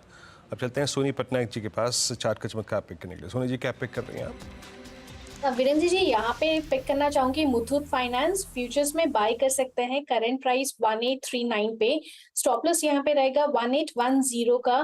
टारगेट है 1870 पहला टारगेट, उसके ऊपर सस्टेन करते हैं। दूसरा टारगेट रहेगा 1900 पे। ओके, 1900 का टारगेट रखेंगे। चलिए अब एक काम करते हैं, आज का मिड कैप फंडा कॉल पिक करते हैं। मयूरेश जी क्या पिक कर रहे हैं आप? Viruji, I think Mahindra Holidays is something you're liking at markets with India. दो तीन चीजें, एक थिंग जो नतीजे आए थे काफी शानदार थे as far as top line is concerned. हालांकि member additions year on year जरूर घटे हैं, but the overall cumulative member base has gone beyond 3 lakhs. जहां तक इनकी core properties का सवाल रहा है, लगभग 5,300 rooms है इनके पास, and they're expected to add another 600 odd keys जो इनके 4 ongoing projects चल रहे हैं। रिजॉर्ट रेवेन्यू 94 करोड़ के आसपास काफी ठीक ठाक था। EBITDA मार्जिन्स में ईयर ऑन ईयर लगभग 220 बिप्स का एक्सपेंशन देखने मिला था एट 29.5%। और अगर आप वेकेशन ओनरशिप की बात करें, जहां से इनकम बढ़ा है, ASF income, food and beverages वाला इनकम, ये सारी चीजें प्रोपेल करेंगी as more properties come on stream. जो इनका डिफर्ड रेवेन्यू पूल है, वहां पे कंसिस्टेंट ग्रोथ देखी जा रही है compare to the deferred cost. और कहीं ना कहीं आई थिंक ये सारी चीजें बॉटम लाइन और कैश फ्लोज में एडिशन में जोरदार काम आएंगी। जो इनके टाइप्स है इंटरनेशनल प्रॉपर्टीज को लेके, और जो एक यूनिक पोजीशनिंग है in terms of leisure hospitality, I think ये ड्राइव करेगा overall revenues going forward as well. और इसलिए हमें लगता है आई थिंक अर्निंग्स ग्रोथ जो रहेगी ये काफी शानदार रह सकती है अगले कुछ तिमाहियों तक। मैनेजमेंट इज इटसेल्फ होपिंग कि अगले 4 या 5 वर्षों में पूरी की साइज डबल कर दें, फ्रॉम ऑलमोस्ट 5,300 टू ऑलमोस्ट 10,000 और कीज बाय FY29, और 1.5% की डिविडेंड यील्ड भी ये स्टॉक देता है। तो हमें लगता है 20 से 21% की अपसाइड ये स्टॉक में हम देख रहे हैं विद स्टॉक लिस्ट एट 436। एक बहुत बड़ा क्लियर डिस्क्लेमर, ये स्टॉक मेरे पर्सनल होल्डिंग में नहीं है, क्लाइंट्स को रिसर्च नोट द्वारा दिया गया है, क्लाइंट्स के पास ये स्टॉक की होल्डिंग हो सकती है। ओके, तो ये फिलहाल आपके लिए राय महिंद्रा हॉलिडेज पर। कल आपको याद होगा हम कंपनी के मैनेजमेंट से बात कर भी रहे थे सुबह में। चलिए फटाफट से सारे ट्रेड्स में रैप कर रही हूँ। टाटा केमिकल्स पहला ट्रेड था, 1120 का कॉल, 42 पर सजेस्ट किया, 45 पर आ चुका है, 60 का टारगेट है, ये माइनस की पिक है। टाटा स्टील पर बुलिश है रचना, 168 का टारगेट, 170 भी जा सकता है, नियरली 1% के गेंस आ रहे हैं स्टॉक में। मुथूट फाइनेंस पसंद है सोनी को, जहां पर 1870 के लिए एक मौका, फिर 1900 की तैयारी भी करेगा ये काउंटर, और 1810 के आसपास आप स्टॉप लॉस ज़रूर लगाइएगा। महिंद्रा हॉलिडेज मयूरेश की पिक है जिस पर इनकी नज़रें हैं। तो ये सारे ट्रेड्स, और इसमें से एक ट्रेड आपके लिए लेकर आते हैं टाटा स्टील का। कंसिडरिंग टाटा स्टील के नंबर्स भी आने वाले हैं, तो क्या एक्सपेक्ट कर रहा है मार्केट इस कंपनी से, और दूसरी कंपनियां जिनके नतीजे आएंगे उसमें भेल है, बिरला सॉफ्ट है, 6 वायदे कंपनियों के नतीजे आने वाले हैं। तो लिस्ट लंबी है, कल काफ़ी ज़्यादा एक्शन रहेगा। लेकिन टाटा स्टील के लिए सुमित हमारे साथ जुड़ गए हैं। M&M मारुति पर हम कुछ देर पहले बात कर भी रहे थे आशीष से। सुमित बताइए, टाटा स्टील पहले क्या आप डिलीवर कर सकता है इस क्वार्टर में? देखिए, टाटा स्टील के केस में आपको स्टैंड लोन बेसिस के नंबर्स के ऊपर ज़्यादा ध्यान देना है। कंसो बेसिस में नंबर्स में बहुत ज़्यादा डिविएशन है अलग अलग ब्रोकरेज के हिसाब से। लेकिन अगर स्टैंड लोन बेसिस पे अनुमान लगाया जाए तो करीब 56,547 करोड़ रुपए के आसपास की सेल्स रहेगी, 5% का एक ड्रॉप। मुनाफे में 44% बढ़त का अनुमान है। एबिटा फ्रंट पे 27% बढ़त का अनुमान है, क्योंकि सेल्स का एक ड्रॉप जरूर है लेकिन रियलाइजेशन इंप्रूव होगा, जो कि कंपनी के ओवरऑल नंबर्स के अंदर एक इंप्रूवमेंट लाता हुआ दिखाई पड़ सकता है। वॉल्यूम्स थोड़े से फ्लैट साइड पे रहेंगे, लेकिन ओवरऑल वॉल्यूम जो है, लेकिन डोमेस्टिक वॉल्यूम जो है थोड़ा सा पिकअप कर सकते हैं। नीदरलैंड का कारोबार इनका स्ट्रॉन्ग एबिटा पॉजिटिव होता हुआ दिखाई पड़ सकता है इस क्वार्टर में, परफॉर्मेंस इंप्रूव होगी। यूके कारोबार के अंदर लॉसेज आएंगे, लेकिन वो ओवरऑल यूरोप के जो एबिटा लॉस हैं उनको और एक्सटेंड कर सकता है, इसीलिए स्टैंड लोन नंबर अच्छे दिखेंगे। कंसो बेसिस पे जो नंबर्स हैं उनके ऊपर आप ध्यान रखें कि वहाँ एबिटा लॉस यूके का आता हुआ दिखाई पड़ सकता है। यूरोपियन ऑपरेशंस की कमेंट्री इंपॉर्टेंट है, मैनेजमेंट की गाइडेंस एवरेज सेलिंग प्राइस को लेके या बाकी जो इनकी जोग्राफीज़ हैं उनको लेकर किस तरह की आती हैं, वो एक चीज़ इंपॉर्टेंट है। क्यू ऑन क्यू बेसिस पे कंपनी के नंबर्स में थोड़ी सी वीकनेस बाजार अनुमान लगाकर चल रहा है, हालांकि वाई वाई बेसिस पे आपको थोड़ा बेटर साइड पे नंबर दिखाई पड़ेगा, बट अगेन इनकी कमेंट्री इज़ वेरी क्रूशल और वो इलेक्शंस और बाकी डिटेल वहाँ क्या बनती हैं उसके बाद ये कुछ चीज़ें इनको बाजार बहुत कीनली वॉच करेगा। तो ये Tata steel, in fact Tata steel पर एक फंडामेंटल पर्सपेक्टिव भी ले लेते हैं। मयूरेश, हमने JSPL, JSW स्टील के नंबर्स देखे हैं, इंडिया बिजनेस बहुत अच्छा कर रहा है और यहाँ पर सुमित भी मेंशन यही कर रहे हैं कि स्टैंड लोन बेसिस पर देखेंगे तो शायद ग्रोथ आएगी। आप क्या बेट करेंगे टाटा स्टील पर? नहीं, इंटरेस्टिंग है and within the space I think momentum शायद टाटा स्टील के साथ रहे। Harshita ji, the numbers specifically I think जो यूरोपियन ऑपरेशंस है ये स्टेबल रहते हैं। डोमेस्टिक ऑपरेशंस में तो कोई दिक्कत ही नहीं है। आई थिंक जो वॉल्यूम ग्रोथ की हम उम्मीद लगाए बैठे हैं ये स्टेबल रहनी चाहिए। Realisation growth has largely remain stable for a lot of players. हालांकि पिछले कुछ हफ्तों में जो HRC और CRC प्राइसिंग है ये थोड़ी घटी है, तो इस पे मैनेजमेंट की क्या कमेंट्री रहती है ये देखना बहुत जरूरी होगा इन terms of the pricing that they're probably seeing in both these segments. However, अगर इंटरनेशनल कारोबार ठीक ठाक रहते हैं और ये जो केपेक्स कर रहे हैं Harshita ji, this is going to be very very important, क्योंकि आई थिंक जो यूरोपियन बिजनेसेस है they are looking at production of steel in a green fashion.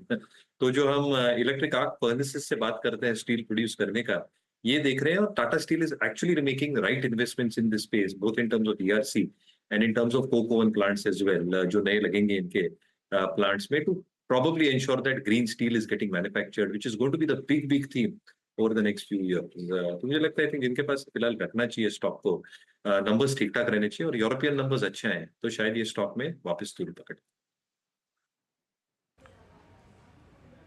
जी हाँ, एक बात याद रखिए, अब याद देखिएगा कि टाटा स्टील अभी सुमित ने नंबर्स पढ़े। Tata Steel is at day high, Nifty metal is index is at day high. Nifty metal index दो बड़े क्रिटिकल एवरेजेस को काटने जा रहा है और वही एक कारण था कि निफ्टी को पुश मिला। निफ्टी अभी जो हम करीब 24,910 पे हमने बात की थी ना कि ले लीजिए आप, अभी 24,971 का हाई लगा के आया, अभी खैर 943 पे है, बट निफ्टी मेटल इंडेक्स इस पर डे हाई पर आ रहा है। अच्छा, ये दो नंबर्स और हैं, सुमित से पहले उस पर बात करते हैं। सुमित, BHEL कोल इंडिया क्या एक्सपेक्टेशंस हैं? तो BHEL के साथ ही नंबर्स की शुरुआत करूंगा। BHEL के केस में क्योंकि ऑलरेडी स्टॉक बढ़िया तेज़ी दिखा चुका है हाल फिलहाल में, तो उस तेज़ी के बाद नंबर्स में स्टैंड लोन बेसिस पे करीब 17% के आसपास आय बढ़ने का अनुमान है। 5,846 करोड़ रुपए के आसपास आय रहेगी। मुनाफा 14% टूटने का अनुमान, मार्जिन 2-2.5% गिरने का अनुमान और इबिटा फ्रंट पर भी 34% की एक ड्रॉप की उम्मीद है। क्यू ऑन क्यू बेसिस पे भी नंबर्स थोड़े से वीक साइड पे इस तिमाही में देखने को मिल सकते हैं। इनके रेवेन्यूज़ इंप्रूव इसलिए होंगे कि पावर और इंडस्ट्रियल स्पेस में अच्छे ऑर्डर आए थे, वो ऑर्डर का इम्पैक्ट कंपनी के वॉल्यूम और फिर ओवरऑल नंबर्स के ऊपर देखने को मिलेगा। एबिटा मार्जिन थोड़े से दबाव रहेंगे क्योंकि सीजनली थोड़ा वीक क्वार्टर रहता है इनके लिए। दूसरा, जो फुल ईयर के जो ग्रॉस मार्जिन है वहाँ पर भी थोड़ा इम्पैक्ट है। So overall execution part slow, plus ये क्वार्टरली वैसे ही वीक रहता है, तो इसलिए थोड़ा सा दबाव एबिटा फ्रंट पर देखने को मिल सकता है, लेकिन वॉल्यूम्स अच्छे हैं। अदरवाइज नंबर्स में आप थोड़ी सी वीकनेस का अनुमान लगाकर चल सकते हैं। कोल इंडिया के केस में भी जो बाजार अनुमान लगा रहा है कि शायद क्यू ऑन क्यू और वाई दोनों लिहाज से नंबर्स वीक रहेंगे। नेट सेल्स करीब 3% टूटने का अनुमान है, मुनाफा 5% टूटने का अनुमान है। इबिटा फ्रंट पर करीब 22-23% की गिरावट रहेगी। इबिटा पर टन भी रफली 22-22.5% के आसपास गिरने का अनुमान है। 462 रुपये पर टन के आसपास का एक नंबर देखने को मिल सकता है। क्यू ऑन क्यू भी नंबर्स वीक रहेंगे। इनके डिस्पैचेस तो अच्छे रहे थे इस क्वार्टर के अंदर, लेकिन इनके रियलाइजेशन कमज़ोर है क्योंकि ई ऑक्शन का जो कारोबार है, ब्लेंडेड रियलाइजेशन करीब 4-4.5% के आसपास टूट रहा है और उसी का इम्पैक्ट ये है कि पूरा ई ऑक्शन रियलाइजेशन जो है वो भी 33% के आसपास एक ड्रॉप दिखा सकता है। तो रियलाइजेशन कमज़ोर है, जिसकी वजह से कंपनी के वाई क्यू ऑन क्यू दोनों नंबर थोड़े वीक रहेंगे, लेकिन बहुत उम्मीदें मत रखिएगा कोल इंडिया या BHEL के नंबर से। दोनों साइड पे अनुमान है एक बाजार का कि शायद थोड़े से वीक साइड पे नंबर आते हुए दिखाई पड़ सकते हैं। वीक साइड पे नंबर्स के एक्सपेक्टेशन, और ये कोल इंडिया के चार्ट का चेक ले लेते हैं एक बार। सोनी जी एट 519 मेरे ख्याल से एच पे बैठा है। आई मीन पोजिशनिंग बहुत एग्रेसिव है और सुमित कह रहे हैं कि नंबर्स उतने शायद एग्रेसिव ना रहे। आप 519 पे मेरे ख्याल से ये ऑल टाइम हाई ट्रैजेक्टरी है, कैसे रीड कर रहे हैं मैम इसको? एक रीजनेबल स्टॉप लॉस क्या होगा इस स्टॉक पे? वीरेंद्र जी, यहाँ पे हम देखेंगे तो 500 पे ही जाके इसका एक अच्छा सपोर्ट बनता है। सो करंट लेवल पे हम देख रहे थे कि 530 का एक अच्छा रेजिस्टेंस था जो कि आज क्रॉस नहीं कर पाया, करीबन 524 से रिवर्स कर गया है। सो थोड़ा कंसोलिडेट कर सकता है। इंट्राडे सपोर्ट के लिए मेरे ख्याल से 512 काफी क्रूशियल रहेगा। उसके नीचे अगर चाहता है तो वो दोबारा 506 500 सपोर्ट को टेस्ट करने आएगा। यहाँ पे साइडवेज ट्रेंड है, but crucial support positional basis पे 500 पे यहाँ पे प्लेस करना काफी जरूरी है। फ्रेश अपसाइड आपको 530 के ऊपर ही नजर आएगा, उसके ऊपर 560 को भी एक बार टेस्ट कर सकता है। ओके, कोल इंडिया पर व्यू। अब एक काम करते हैं, एक छोटे से ब्रेक का वक्त है, लेकिन ब्रेक पे जाने से पहले आपको एक खास मेहमान से बुलाते हैं। आज बिग मार्केट वॉइसेस की कड़ी में हमारे साथ मेहरबून ईरानी हैं। उनसे करेंगे खास बातचीत, वैल्यूएशंस, बाजार के risk, reward, sectors to watch, सब पे होगी बातचीत। एक छोटा सा ब्रेक देकर अभी हाजिर होते हैं।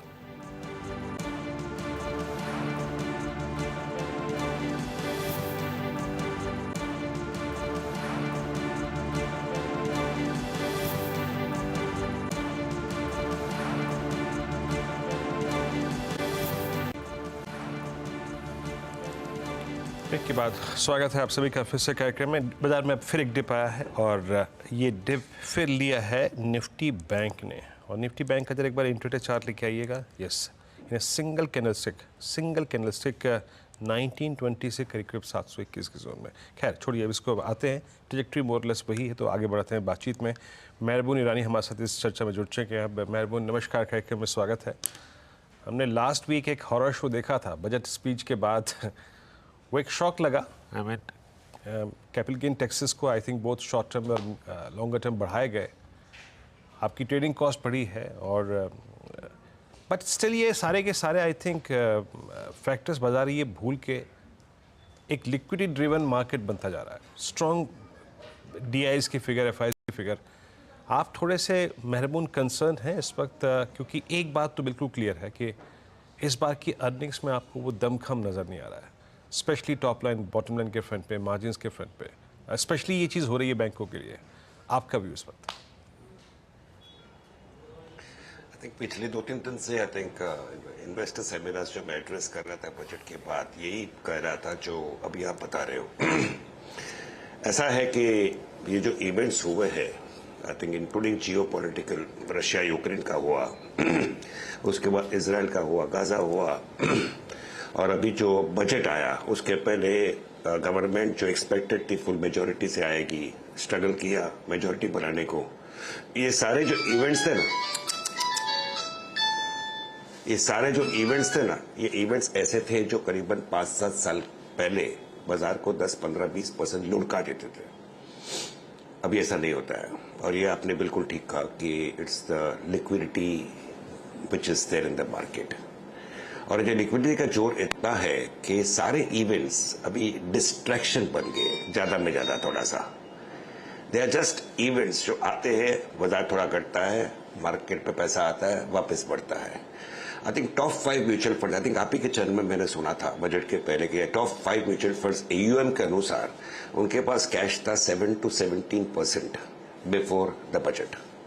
ये कैश कहाँ जाएगा? मार्केट में ही आएगा।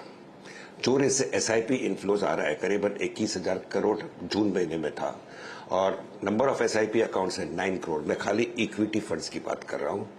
तो this money which is coming into the market will keep on coming. Ownership of mutual funds जो 7% था 3 साल पहले, अभी करीबन 10% हो गया है। Number of demat account 16 crore है, 4.5 करोड़ डीमैट अकाउंट्स एवरेज हो गया हर साल का। तो inflows in equity mutual funds is going up by रफली अराउंड 17% एवरी मंथ। और टोटल AUM जो है इक्विटी फंड्स का वो 28 लाख करोड़ रुपया है। तो ये म्यूचुअल फंड्स है। 10 साल पहले मैं बाजार को सोचता हूँ कि FIS की सेलिंग होती थी, हम लोग डर जाते थे, हल्के होते थे। उसके 10 साल पहले जो मैंने मार्केट में जब शुरुआत की थी तो यूनिट ट्रस्ट ऑफ इंडिया आता था मार्केट को सपोर्ट देने के लिए। तो ये सारे चीज अभी आउट ऑफ द विंडो है। Retail has become strong and they have become strong. Direct participation भी है और थ्रू इक्विटी म्यूचुअल फंड्स भी है। तो ये जो वॉल ऑफ मनी है, लिक्विडिटी है, I think till the time this bubble doesn't get burst, I don't think there is going to be any major problem in the market. और ये level पे आज भी आप मार्केट में हो 5, 7, 8% अगर मार्केट करता है उसे एक हेल्दी करेक्शन माना जाएगा, एक बेयर मार्केट नहीं माना जाएगा। भले शॉर्ट टर्म टेक्निकल एनालिस्ट को जो कहना है कहे, but I feel this is the market which money will make the markets go again on some decline. रही बात फंडामेंटल्स की, आई थिंक आपने बिल्कुल ठीक कहा कहीं पे कि मुझे डर लगता है एक ही बात का कि earnings growth is not keeping pace with the valuations. तो ये जो रिजल्ट्स भी अभी आए इस सीजन में, I don't think the growth is that attractive enough for me to put in the money. लेकिन on the other hand am I putting in money? Answer is yes.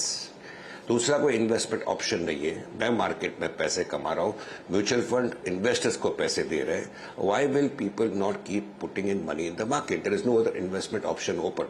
तो डिस्पाइट नोइंग कि market महंगा है काफी pockets में, despite knowing कि stock 70 के P में, 60 के पी में, 50 के पी में, मैं 1 साल पहले 2 साल पहले का मेराबुन नहीं खरीदता, लेकिन आज का मेराबुन बोलता है महंगा है लेकिन मुझे खरीदना है।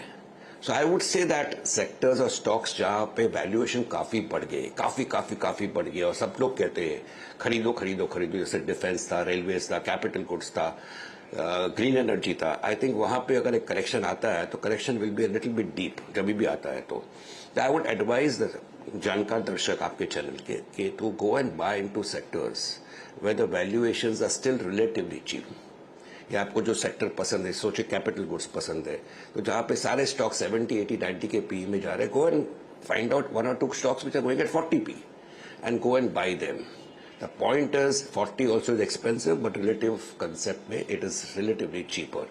So I think ये मार्केट ऐसा है कि जहां पे हर सुबह सोचता हूं कि थोड़ा पैसा मार्केट में से निकालूं, but the attraction is too high because I very well know the liquidity bubble is going to come and support the market. So 5, 7, 8% correction अगर कोई इन्वेस्टर देखने तैयार हो, and if he doesn't have very expensively valued stocks in his portfolio, I personally believe there is still a lot of room for making money on the upside.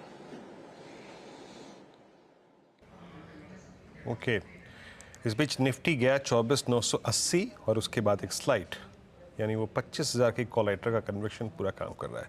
मेहरबान, अभी आपने कहा कि जैसे मैं लोकेट करने की कोशिश करता हूँ कुछ stocks with in the strong sectors, अगर 40 के पी पे अवेलेबल हैं तो शायद उसको मुझे पी देती है। आई मीन जो पी कूल ऑफ हुई हैं कुछ काउंटर्स में, या फिर जो फिर भी अच्छी पी इस पे ट्रेड कर रहे हैं। बट थोड़ा इसको सेक्टर वाइज बात करते हैं।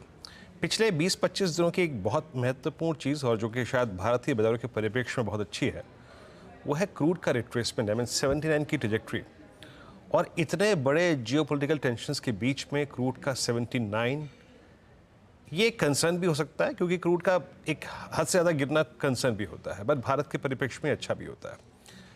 क्रूड रिलेटेड पेंट स्टॉक्स हो गए, उसके बाद एविएशन हो गया, उसके बाद एडहेसिव हो गया, इनको आप कैसे रीड कर रहे हैं, कैसे अप्रोच कर रहे हैं स्पेस को आप आज? देखिए, अल्टीमेटली जो सेक्टर्स आपने जो बताया, I think outside of aviation जहां पे परपेचुअली नेगेटिव होने के बाद last 1.5 year having extremely positive और इंडिगो, लेकिन बाकी के सारे सेक्टर्स जो अल्टीमेटली रिलेट होते हैं डिमांड फैक्टर के साथ। सो लोग कहना इजी है कि बारिश अच्छा था, 17,000 रुपया मिडिल क्लास को दिया पर एनम। I don't think people are going to increase consumption in a hurry. तो ये जो फैक्टर है ऑयल का is a factor which is applicable today, it will improve the margins a little bit in this quarter, but making a prediction is a little bit too tall a task.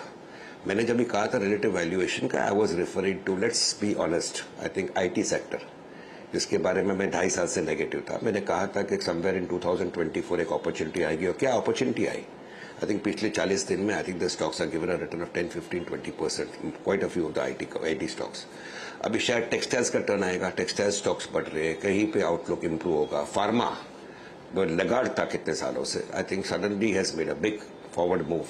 Speciality chemicals अगर आप देखिए तो I think peak valuation जो थे उसके बाद चोरी से स्टॉक्स कटे थे, कंसोलिडेट हुए, possibly they are taking off at least some of them. So I would say कि जो ओवर ऑन सेक्टर से, ओवर ऑन का मतलब है रेलवेज ओवर ऑन था, डिफेंस था, शायद अभी भी है, कैपिटल गुड्स था, ग्रीन एनर्जी था, तो कहीं पर वहां पर ओवरक्राउडेड एरिया में जाकर खड़ा रहना और बाय करना, you should make a question to yourself कि अगले 1, 2, 3, 4 महीने में अपसाइड कितना है। अगर मार्केट में 7-8% धक्का आता है तो stocks good for how much. So go in for sectors which are relatively cheap. रही बात आपने जो कही adhesives, paints and other things, valuation wise they are definitely quite attractive, very well managed companies. So I would say at the present level, I remember very well आपने मुझे FMCG के बारे में भी 2-3 हफ्ते पहले पूछा था, तो I think the stocks का turn आएगा, somewhere it will come, I'm not saying no. And if you are a little bit concerned in the market कि आप ज़्यादा fleet footed नहीं बन सकते हो कि मैंने ये लिया बड़ा अभी मैं ये देखता हूँ, तो you can go and buy into some of this stocks. But if you feel कि money can be better play, you can still continue to avoid it. So मैं कहूँगा कि paints and adhesives में like Asian Paints हो या Pidilite, wonderful companies, but ये level से downside limited है. Yes, will I make better money elsewhere? That is the question which each investor can answer. I would say कि downside is limited. Oil is certainly a positive. Margins will certainly improve hopefully in the next quarter, but saying that demand will pick up and I'm going to make big money in the next 1, 2, 3, 4 quarters, I think that would be difficult. I can go wrong. जैसे आज आपने Colgate का मुंह देख लिया, nobody was looking at that stock, and certainly the stock has possibly been the biggest gainer of the day today. So such type of things can happen. You have identified it well. The point is, as an investor, do I have better opportunities elsewhere? If I feel मैं identify कर सकता हूँ, I would still avoid the paint and adhesive sector. But if I feel कि बहुत हो गया है, now let me go a little bit into defenses. So paints and adhesives honestly would not be a bad option. Okay, paint adhesives में एक opportunity clearly बन रही है। मेहरबान, बैंकों पर क्या विचार है, क्योंकि बैंक्स में इनफैक्ट लार्जली ज़्यादा दिग्गज निजी बैंकों के नंबर्स आ चुके हैं। वहाँ पर कुछ में एसेट क्वालिटी, कुछ में स्लिपेजेस के कंसर्न्स उभर कर आए हैं, लेकिन how do you pace yourself for the next move? 25,000 and beyond के लिए बैंक्स में कितना एक्सपोजर, कंसिडरिंग हर किसी फंड में सबसे ज्यादा अगर वेटेज है तो बैंकों का ही है, फाइनेंशियल्स का ही है? आशा शायद आप थक गए होंगे मुझे कहते आते, लास्ट 2 साल से मैं कहते आ रहा हूँ कि आई लाइक PSU बैंक्स, लेकिन कहीं पर एक नाका आ रहा है। नाका का मतलब लिमिट आ रहा है। इसका मूल कारण है कि the deposit growths are just not happening. The banks will have to raise money at a price above book value. The point is, RBI governor ने क्लियरली कहा है कि आगे चल के एक स्ट्रक्चरल प्रॉब्लम बन सकता है because deposits growth are not picking up. मेरे को पर्सनल उम्मीद थी कि बैंक इंटरेस्ट पे जो टैक्सेशन लिमिट है जो सिर्फ 10,000 का है, that will be hiked at least to 50,000 और 75,000, जो नहीं हुआ। मेरी एक्सपेक्टेशन थी कि सीनियर सिटीजन की जो लिमिट 50,000 है वो एटलीस्ट बढ़ाएंगे, वो भी नहीं बढ़ाया। तो deposit raising is becoming more and more difficult for the banks. आज के लेवल पर आई स्टिल बिलीव कि investors will make money in bank stocks, but it will be a little bit more difficult. Private sector banks now comes on par with public sector banks, और public sector banks में allow me to state आज के levels पर besides SBI, which I am sure quite convinced कि 1,000 रुपए की तरफ जा रहा है, except SBI, possibly I will not be putting in fresh money into PSU banks at the moment. But private sector banks में I still say the same thing which I have been stating कि अगले 1 साल में don't be surprised if HDFC Bank turns out to be possibly, relatively, the best performer among the frontline stocks in the market. यहाँ पर आपने in fact IT बीच में mention जरूर किया। गिवन द कॉन्टेक्स्ट कि अमेरिका में ऑफ कोर्स इलेक्शंस और Donald Trump का आना, पिछली बारी भी वो H1B वीज़ा को लेकर थोड़ा सा संकट, थोड़ा सा डर बना हुआ था, और कंपनियों की कमेंट्री जहां पर वो कह रहे हैं कि BFSI में थोड़े से रिवर्सल के साइंस, तो रिवर्सल नहीं कहेंगे लेकिन हल्की हल्की ग्रीन शूट्स, हल्के हल्के पॉजिटिव सिग्नल्स मिलने लगे हैं। अब एक्सपेक्टेशन तो यही है, if not second quarter, third quarter onwards वो डिसीजन मेकिंग और क्लियर हो जाएगी, पिकअप देखने को मिलेगा। लेकिन क्या आप अपने आप को इस समय पोजीशन करना चाहेंगे in favour of the stocks? मैं कहूंगा कि IT में जो टर्न आया था, I think the clear indicator कि टर्न खत्म नहीं हुआ है, and I think it has still some steam left. ये AI की जो बिजनेस है, I think is again something which has a lot of clouds around it, not very clear. Sector के बारे में और इंडियन कंपनीज के बारे में one thing can be clearly stated, the frontline IT companies है, most of the managements stand out. They are good. I would say opportunities aayenge. People will have to take advantage of it. After the move which has happened, putting in more money right now, I would put in money if I am a little shorter term trader. क्योंकि जो मुंह खत्म नहीं हुआ, that's what I'm trying to say. It has still to go further. But taking a longer term call, I would wait this distractions जो है, including the US elections, including the stability coming as far as AI business goes, I would possibly allow it to settle down before I take a call from a very longer term angle. IT के बारे में I have been positive from a longer term angle. मेरा कहना था कि valuations महंगे थे, valuation सस्ते हुए, टर्न अराउंड आया, और ये टर्न अराउंड जो हुआ है, the stocks में खत्म नहीं हुआ है. They have to go further.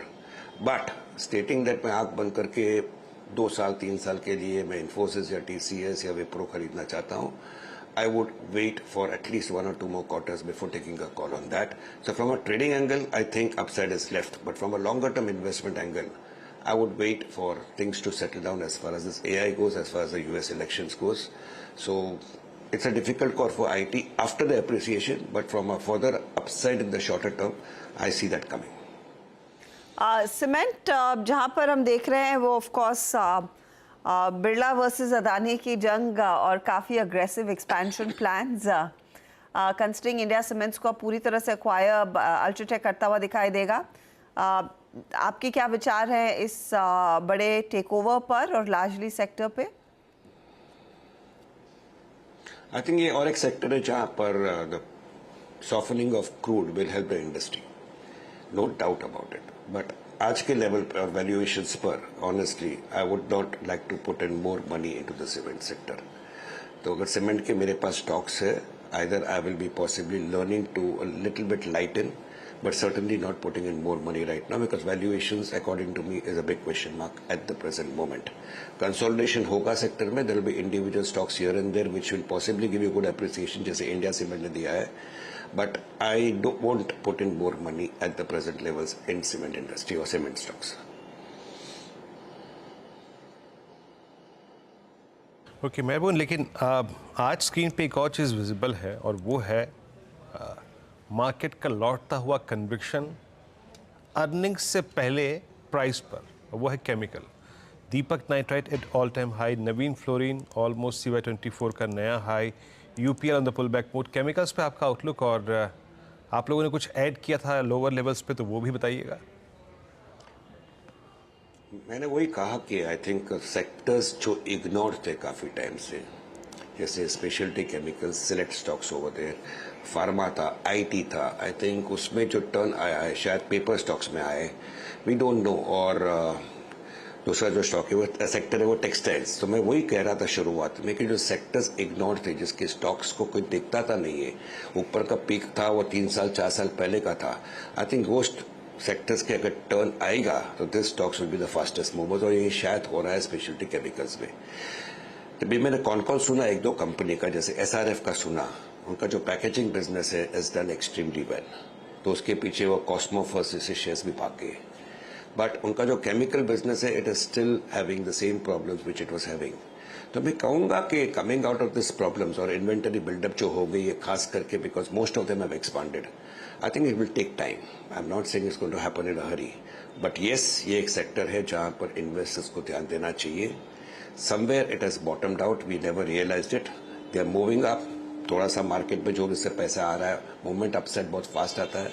So somewhere cooling down होता है या थोड़ा सा टाइम स्पेंड करता है. Some of the stocks have to be bought. Clear disclosure, I have bought into IG Petro, I have bought into Sudarshan Chemical, I have bought into Sharda Crop, which I would relate it to this sector, and I have bought into Thirumalai Chemical, because Thalic Anhydride में जो chemical है, I think cycle turn हो रहा है. Clearly IG Petro's expansion, Thirumalai's expansion, जो दोनों Thalic Anhydride की companies है, it's clearly indicating that they are quite confident about the outlook going ahead. So I see a lot of opportunity in these 2 stocks as far as appreciation goes. Sudarshan Chemical is good, Sharda Crop is good. ये 4 stocks मैंने personally लिए, clear disclosure, and no intent to sell it. Only intent is to go and buy more. Okay, तो ये stocks जो identify किए गए हैं मेहरबून की तरफ से, तो मेहरबून की चर्चा से देखिए एक चीज़, कच्चे तेल की कमज़ोरी, एडेसिव पेंट्स कुछ चुनिंदा सीमेंट और केमिकल्स के लिए भी फायदेमंद साबित होगी और वो एरियाज हैं जहां पर वो इस समय फिलहाल बायस रख रहे हैं तेजी का। शुक्रिया मेहरबून, गुड स्पीकिंग टू यू।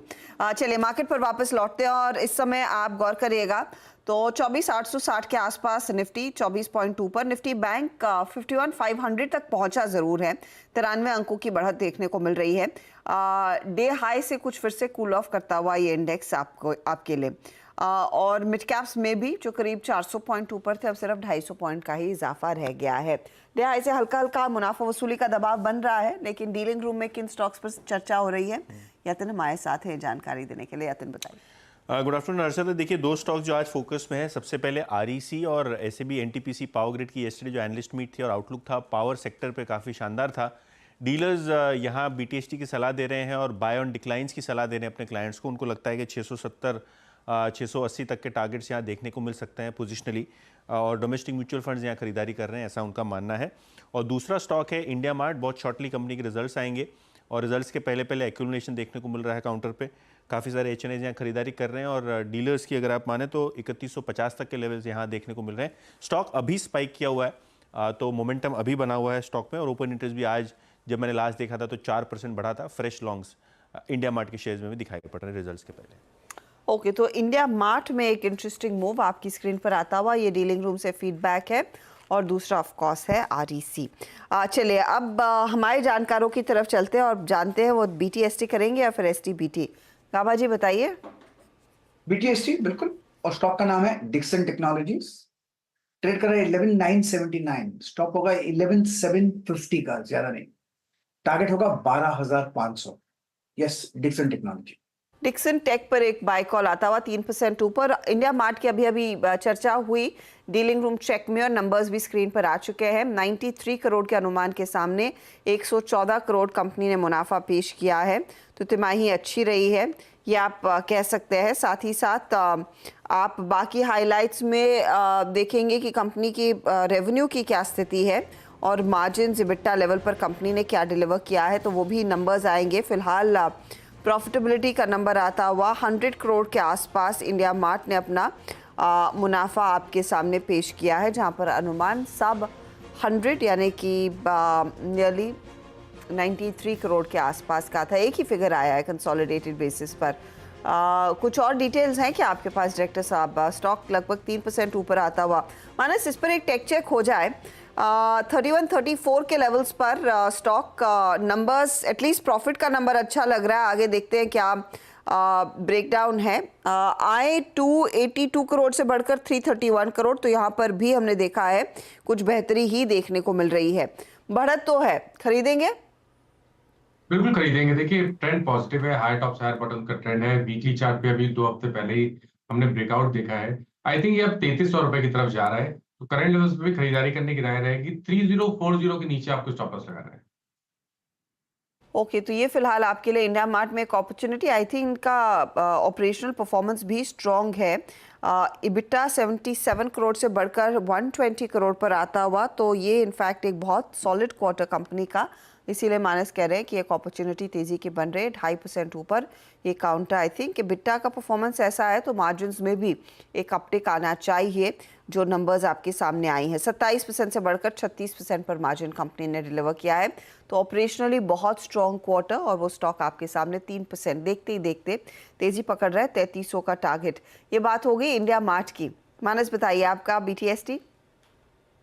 तो देखिए नवीन फ्लोरिन पे खरीदारी करने की राय रहेगी। फ्रेश ब्रेकआउट है, वॉल्यूम बेहतर देखने को मिले हैं। आई थिंक यहाँ पर अभी भी खरीदारी करने के मौके दिखते हैं। करंट लेवल्स पे खरीदारी करिए। स्टॉप लॉस 3724 के नीचे लगा के रखिए और टारगेट सेट करेंगे 3950 के।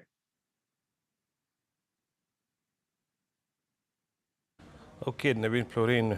रचना जी आपके कैरी करेंगे। एक बात तो है स्क्रीन पे, केमिकल इस वक्त बहुत अच्छा मूव देता हुआ, सारा का सारा केमिकल स्पेस है।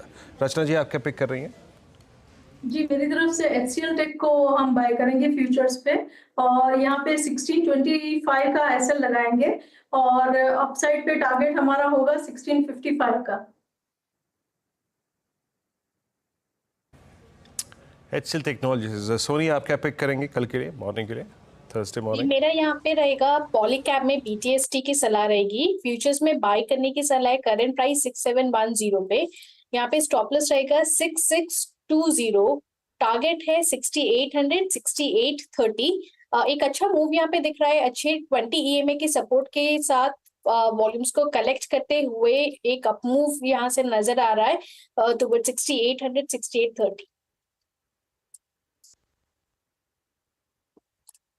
अच्छा श्रीकांत के पास मैं जाऊं उससे पहले आप एक चीज़ देखिए, chemicals at day high, Nifty IT ने एक स्विंग जनरेट किया था, मेटल्स ने स्विंग जनरेट किया था, बट स्टिल निफ्टी कोलैप्स होके अब फिर अपने ऑप्शन बेस पे आ गया, पुट राइटर्स के क्लस्टर पे। वो 2 बजे के बाद एक स्विंग मिला करीब करीब 80 पॉइंट का, निफ्टी पे लेके आइएगा। वो स्विंग मिला 910 से 971, फिर कोलैप्स होके ऑप्शन बेस पे आ गया। और सेम केस निफ्टी बैंक का, ये भी कोलैप्स होके फिर वहीं पे आ गया जहां कल का क्लोज था, 51,400। इतना अच्छा सेक्टोरियल ब्रेथ था कि पूछे मत, बट कोलैप्स। श्रीकांत आप क्या पिक करेंगे?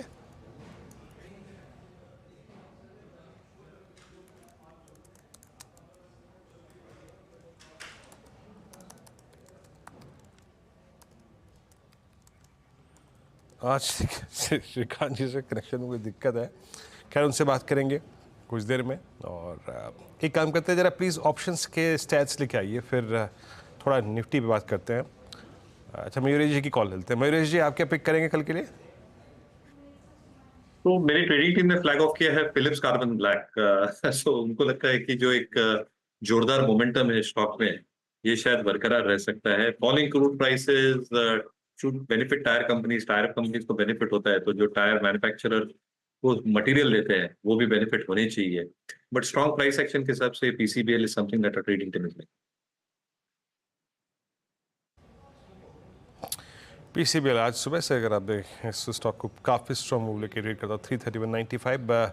श्रीकांत जी क्या पिक करेंगे आप कल मॉर्निंग के लिए? बिल्कुल, तो देखिए जैसे कई सारे सेक्टर्स में तेजी आ रही है, मुझे लगता है कि मेटल्स में भी काफी अच्छा मोमेंटम बनते जा रहा है।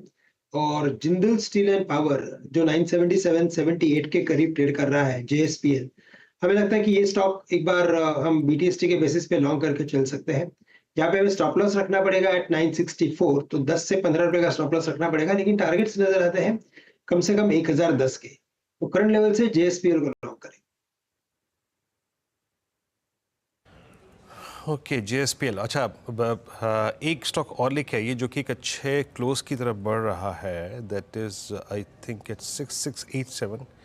एक आप पॉलीकैब को देखिए जरा प्लीज स्क्रीन पे लेके आइएगा, और उसके बाद ऑप्शन स्टैट्स रेडी रखिएगा। Polycab is at day high, ये मेरे ख्याल से 28 जून से जो चली आ रही एक स्लोपिंग डाउनवर्ड चैनल था, उसको बाइसेट करने की कोशिश करता हुआ अबाउट 20 डे बाद ये ट्रेड्स में कंसिडर भी किया गया था।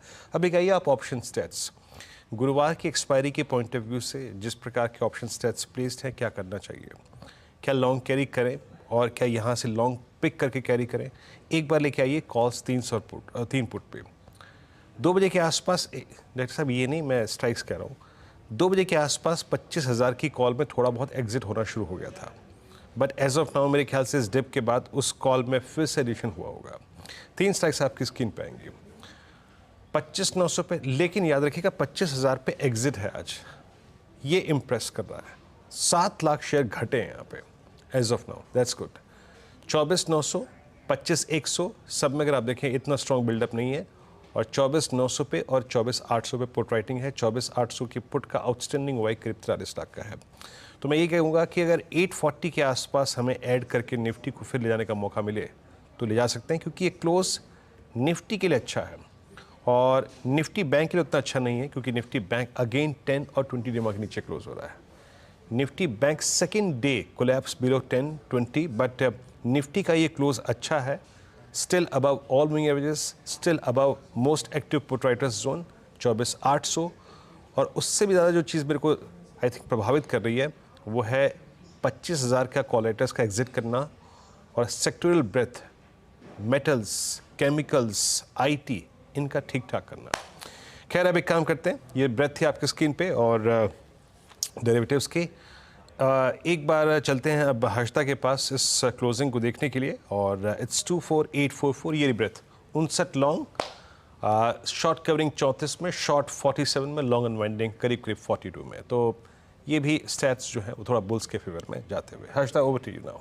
जी हाँ वीरू, आप क्लियरली थोड़ा सा बुलिश पर्सपेक्टिव ज़रूर लिया है, लेकिन फिर से डे लो के आसपास ही आसपास नहीं, बीचों बीच इनफैक्ट आज का क्लोजिंग आता हुआ दिखाई दे रहा है, क्योंकि लो 24,798 के आसपास था और हम ठीक 24,844 के आसपास का क्लोज दिखा रहे हैं। एक और अटेम्प्ट 25,000 की तरफ किया था हमने, लेकिन वहां पर टिक नहीं पाए, लेकिन एक फ्लैट क्लोज आपको निफ्टी में दिखाई देगा और निफ्टी बैंक भी एकदम शांत क्लोज दिखा रहा है। आज जो फाइनेंशियल सर्विसेज की एक्सपायरी रही है उस लिहाज से तो 6 पॉइंट नीचे निफ्टी ऊपर निफ्टी बैंक, और मिड कैप्स में जो जोश था वो पूरा सिमट कर रह गया करीब 250 पॉइंट के गेंस में। तो ये फिलहाल आपके लिए क्लोज आता हुआ। सेंसेक्स भी एकदम शांत है आज। निफ्टी आईटी फ्लैटिश क्लोज दिखा रहा है। मिड कैप्स में ऑफ कोर्स वो थोड़ा सा रुझान था। सेक्टोरली वही क्विकली आपके लिए रन थ्रू कराते हैं कि कहाँ पर कितना एक्शन बनता हुआ दिखाई दिया है। बैंक्स एकदम फ्लैट क्लोज दिखा रहे हैं। मेटल्स ओके थे। फार्मा में कुछ गिरावट आई। ऑयल एंड गैस का थोड़ा सा सपोर्ट, कैपिटल गुड्स का थोड़ा सा सपोर्ट और ऑटो का थोड़ा सा सपोर्ट। तो कोई एक कन्विक्शन के साथ ड्राइव नहीं दिखाई दिया है आज के इस ट्रेड में, ना तेजी की तरफ ना मंदी की तरफ। मंदी ऑफ कोर्स हमने देखी कुछ एफएमसीजी काउंटर्स में हुई। कल तक तो सहारा था, सुबह में भी थोड़ा सा एक्शन बना था, लेकिन लार्जली वो स्टॉक्स ऊपरी लेवल से हल्के होते हुए दिखाई दे रहे हैं। आज शाम को टाटा कंज्यूमर के नंबर्स आएंगे, देखते हैं वहां पर कैसा परफॉर्मेंस, और उस पर कल बातचीत जरूर होगी। लेकर आते हैं आपके लिए फिर हीट मैप और आज की क्लोजिंग फिर किस तरफ बैठ रही है। एकदम शांत, एकदम फ्लैट क्लोज आपको दिखाई देगा 24,836। तो किसने ड्रैग किया है मार्केट को नीचे? एक ऑफ कोर्स एलटीआई माइंट्री है, करीब 2% का करेक्शन यहां पर देखने को मिला। इसके अलावा आप देखिएगा सिप्ला, सनफार्मा जैसे काउंटर्स करेक्ट होते हुए। रिलायंस का साथ बिल्कुल नहीं था। आरआईएल हम देख रहे हैं करीब 0.5% नीचे, और इसके साथ कोटक हो, आपका आईसीआईसीआई बैंक हो, एक्सिस बैंक हो, इनमें भी थोड़ा सा साइडवेज तो हल्के से नेगेटिव क्लोज आते हुए दिखाई दे रहे हैं। एफएमसीजी हम देख रहे थे कि प्रेशर में है, तो एचयूएल, आईटीसी, टाटा कंज्यूमर, ये वो दिग्गज काउंटर्स हैं जहां पर हमने देखा है कुछ मुनाफा वसूली देखने को मिली और 1% का नुकसान इनफैक्ट ब्रिटानिया में भी दिखाया है। सुबह में जब हम मार्केट खोल रहे थे तब हिंडाल्को वीकेस्ट था। हिंडाल्को क्लियरली अभी भी 1% नीचे है। कहां पर खरीदारी आई? टाटा मोटर्स 3% के गेंस पर। एनटीपीसी और पावर ग्रिड ऑफ कोर्स आज के बिग मूवर्स रहे हैं। एनटीपीसी में 485 का टारगेट जो जेफरीज ने दिया है, 406 पर आज क्लोज होता हुआ। ऑयल मार्केटिंग कंपनियों में रुझान तेजी का जरूर आया है। बीपीसीएल में भी क्रूड की वीकनेस का फायदा आता हुआ, 3% के गेंस। एशियन पेंट हम सुबह में मेंशन कर रहे थे 1.5% ऊपर है कल नंबर से पहले। मारुति 1% ऊपर, लेकिन एमएनएम थोड़ा सा नेगेटिव साइड पर आता हुआ। टेक महिंद्रा में जरूर तेजी देखने को मिली हो। बैंकों में हमने देखा है बाकी सभी निजी बैंकों में दबाव। एचडीएफसी 0.5% के गेंस पर अकेला खड़ा है तेजी में, और थोड़ा सा उसका साथ एसबीआई दे रहा है पॉजिटिव साइड पर। तो ये है फिलहाल आपके लिए क्लोज 24,837 के आसपास। निफ्टी जाकर टिकता हुआ 2 पॉइंट ही ऊपर। बिल्कुल, तो ये थी क्लोजिंग। अभी आपने समझी हर्षता से, और एक बार लेके आते हैं आज जो आशीष और नीरज जी की टीम्स में कॉम्बिनेशंस थे क्या थे। नीरज जी ने आज सीएससी पे फोकस किया था, ये करीब 3.25% का मूव दिया इसने। उसके बाद आईटीडी सीमेंटेशन, आरती ड्रग्स और गेल, सारे ट्रेड्स बेहद शानदार रहे। और अगर आप आशीष की टीम को देखें तो एस्टेक लाइफ साइंसेस में करीब 1.5% का, 2% का, PNB housing finance, Maharashtra seamless और एयरवेल में काफ़ी अच्छा खासा मूव मिला। आज फिर अगर आप देखें तो बाजार किसी करवट ना बैठ पाए, न उधर न उधर, ठीक बीचों बीच। इट्स 24837, यानी कल फिर आएंगे, फिर कुआं खोदो, फिर पानी पियो, बट एक रेंज में। 25,000 का दीदार नहीं हुआ आज, बस नज़दीक जाके कोलैप्स हो गया। लेकिन इस कार्यक्रम को आई थिंक समाप्त करने से पहले एक जानकारी आपको देते हैं। CNBC आवाज़ ला रहा है अपनी नई खास पेशकश, मार्केट गुरुकुल। इससे पहले आपने देखा था एफएनओ गुरुकुल, कमोडिटी गुरुकुल, लेकिन अब वक्त है मार्केट गुरुकुल का। दिन होगा 31 अगस्त और 1 सितंबर, जिसमें आपको ये वेबिनार देखने का मौका मिलेगा। इसमें विजय केडिया, आशीष चतुमोता, गुरबीत चड्डा होंगे। इन सभी से करेंगे बातचीत, और पार्थिव शाह, हेमंत टुकराल, फिरोज अजीज़, और QR कोड आपकी स्क्रीन पे है।